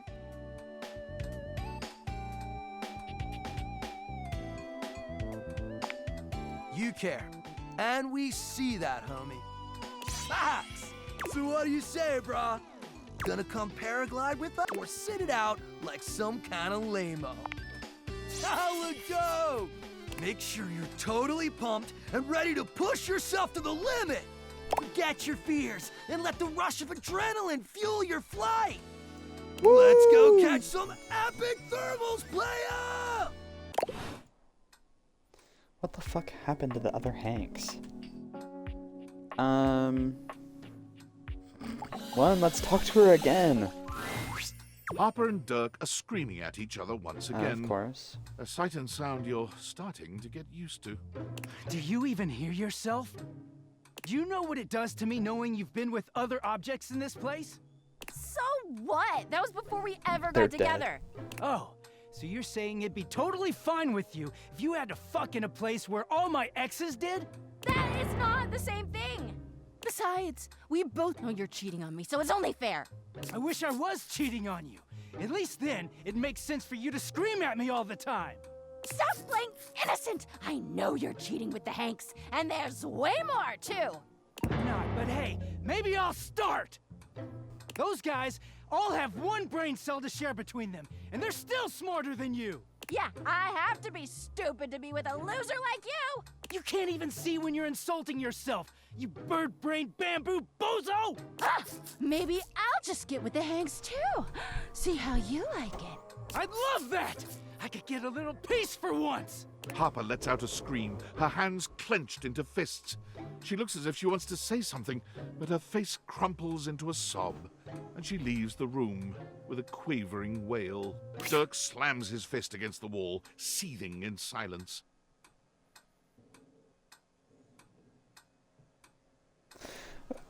What do I go? That's what happens when you cheat. Just totally take her side. Or should I say you...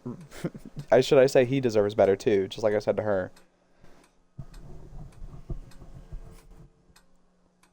She's very clearly the problem. Nah. He is.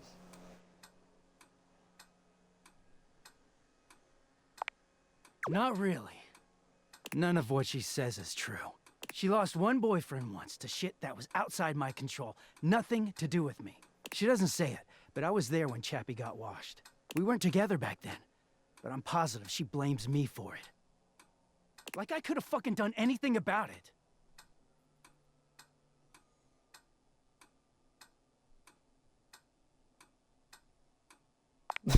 I could, yeah. Dirk leans against the wall, folding his arms over his chest. I wish those two happiness and whatever, but I knew it wasn't gonna last forever. Nothing that goes through Harper stays with her. Eventually you come along and take things back to their rightful place. Or they go through the laundry, and with the exception of Monique, most never come back. But no, she acted like they were so in love and just built to last. It's not wrong to be happy, but it is wrong to keep talking about your ex to your current partner. The ghost of Chappie is hovering around us all the time. Chappie never hurt me. Chappie never cheated on me. Chappie's lips were the softest material on earth. You dated for weeks. You didn't even know his favorite color. I know, because I had to listen to their mind-numbing conversations. You know, Chappie wasn't even his real name. His name was Chapsworth L. Stick. She gave us rhyming nicknames. She thinks I have no idea what their relationship was like, but I saw it all. And she literally says and does the same things with me. Except she worshipped Chappie. She screams at me for not being Chappie, even though she just subbed me in.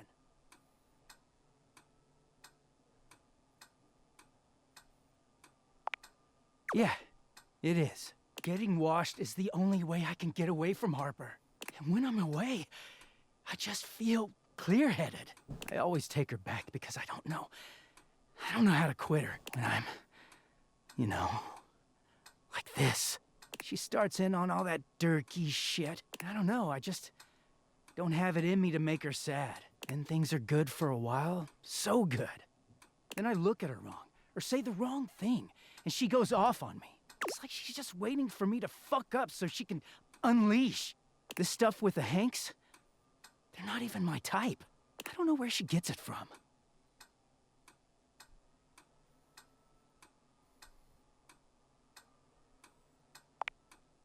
I mean, no. But I just don't know how to walk away from her when she's being sweet. Dirk looks thoughtful, gazing out at something you can't see. I think it started with my mom, you know? There it is. She was this giant, gorgeous loom. Not one of those corporate stitching machines. Yeah. She smelled like cherry wood. Expansive, open, and free. I loved her very much. If there's one reason I have quality seams, it's because of her. She was. But free spirits aren't always great parents. Like, okay, I believe she loved me at the time. She was always very tender with me. But she never gave me anything but tenderness. No lessons, no guidance, no discipline. I think she was terrified to be anything but my friend.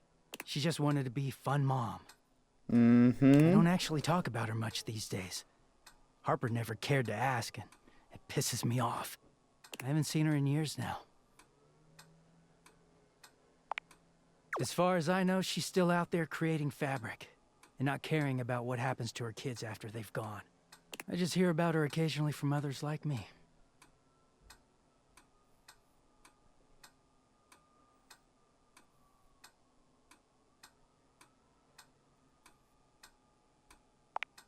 It all makes sense, doesn't it? Harper hurts me, but there's way more to her love than just tepid, safe support. If you can get mad at someone and show up to their place screaming and trying to beat the door down, I don't know, it's not healthy, but fuck, it feels real. There's a stake in that relationship. I don't think Mom would ever have gone to all that trouble for me. He sighs, pushing back away from the wall. Talking to you has definitely made me think about some things. I'm gonna go. Thanks for listening.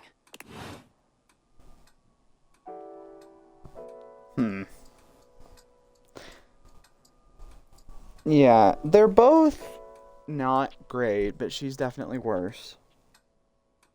Because she is just off the handle. But then this guy over here got mommy issues. And he's like, I can't leave her. Okay. Well, who set that? He's like, I'm tired of her yelling at me. I can't do this. Well, who set that system up? You know, let's talk to the sexy vacuum cleaner. Oops. Hey, nice to see you again. Hoove holds one finger up to you, his chest rising and falling with panted breaths. He bends over, both hands on his knees, his forehead and cheeks shining. I can't quit you, yeah. Just a sec.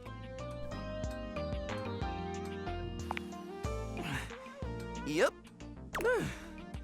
Okay. That was a little difficult. Yeah. Seems like my suction is a little light right now. Maybe I better take a second to catch my breath.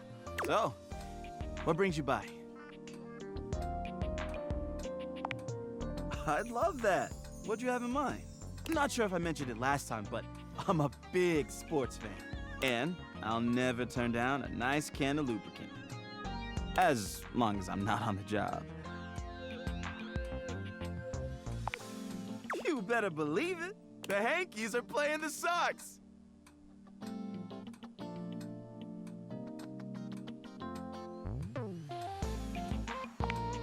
No way. Me too. I'm an absolute diehard. Are you a serious fan? Or just casual?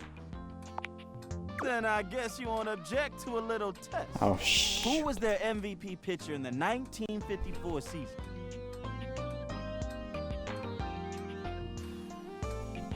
I don't know.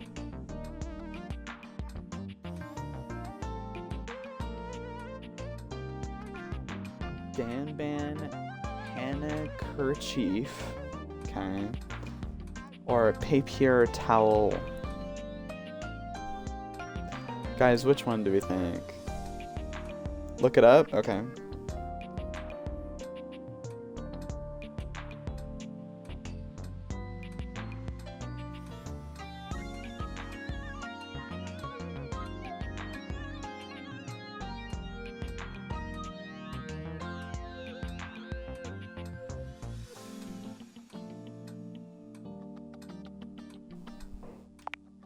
Let's go! That's the sort of thing only a true fan would know. I've got season tickets and front row seats. Come on, it's almost game time. We don't want to miss it. Hoove takes you to Valdivia Arena, Okay. where the two of you witness an athletic event on par with the greatest games the human world could ever offer. You cheer your hearts out side by side.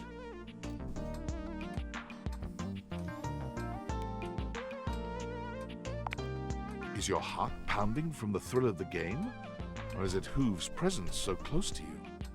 The only thing you know for sure is that you'll never witness another matchup this exciting. Ah, what a game!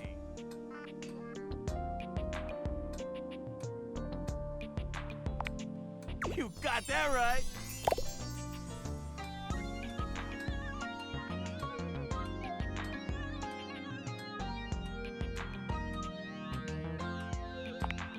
You read my mind.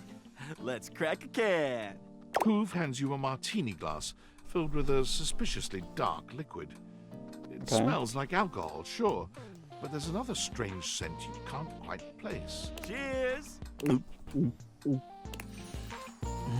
The drink tastes distinctly like the scent of motor oil, and it leaves an unpleasantly greasy feeling behind.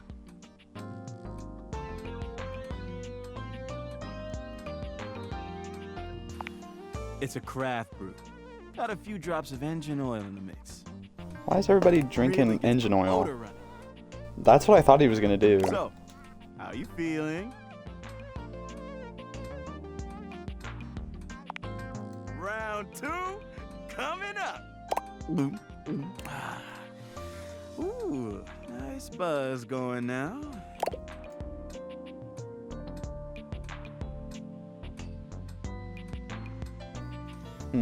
Do we keep drinking or do we?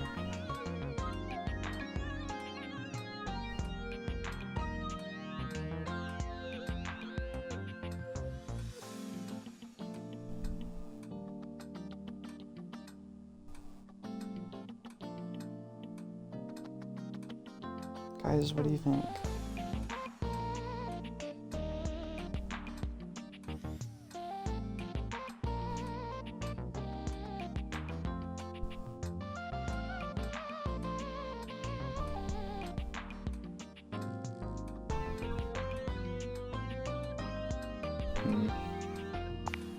Sure, I'm an open book.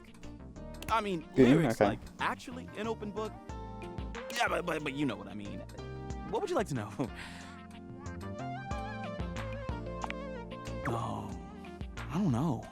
To be honest, I've been feeling a little overwhelmed lately. Okay, well. I've got a lot on my back. It's not that I don't want love. I just don't have room for it. What else can I tell you? I mean, I guess I've been feeling a little overwhelmed. My suction's not the same as it once was. And I'm struggling to get up in the morning. Lately, I just feel like I've got no space in my life. But I'm not sure why.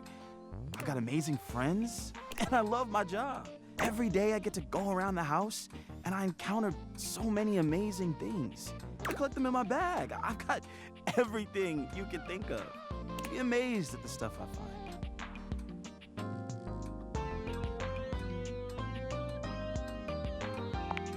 That's just it. But I don't know what to do about it. Oh, I don't know. All that stuff is kind of private. I'd love to show you some things, but why should I trust you?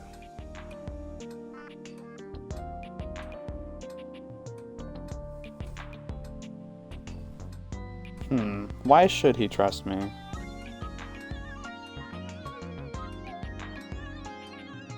I don't know, Hoov. Why should you trust me?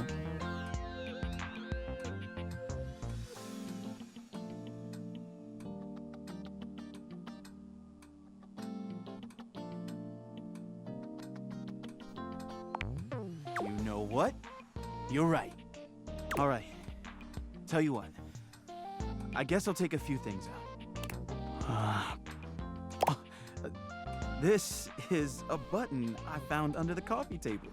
It's red and shiny and I don't know. I just love it. Would you? Wow, that would be amazing. And it would free up some room. Here, you take it. Wow, I feel lighter already. Okay. Up next is this ball of Linton hair. It's pretty much what it looks like. Honestly, no. I just keep it because, actually I have no idea why I still have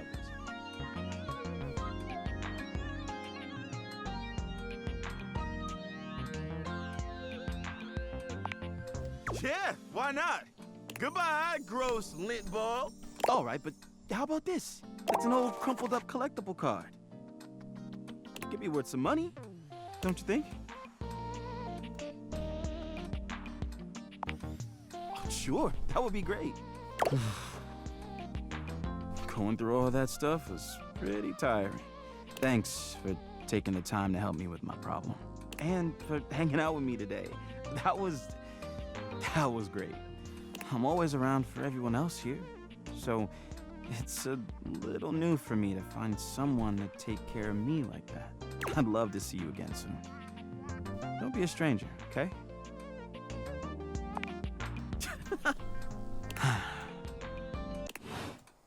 Okay. I think we hit it off. Let's go to bed.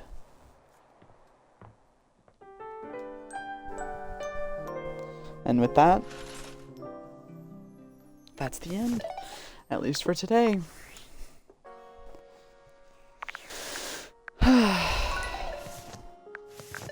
Let's see. We have one new realization. Wait, that's the autosave. Yeah. We have one new realization. We've played for... Really? We've played for 48 hours? 108 days. We met 101 people. We've romanced a few. Let's see who I have left. Data decks. 1, 2, 3, 4, 5, 6, 7, 8, 9, 10, 11, 12, 13, 14, 15, 16, 17, 18, 19, 20, 21, 22, 22. 22 out of the 102 characters. So, till, I guess, not next week, but the week after, and we'll continue from there. Or maybe I'll pick it up tomorrow, because I don't know, I'm really hooked, and I really want to keep playing, so we'll just see how I feel. Thank you guys for coming in today. I will see you guys tomorrow for either more Date Everything or Fallout New Vegas. Bye bye, guys.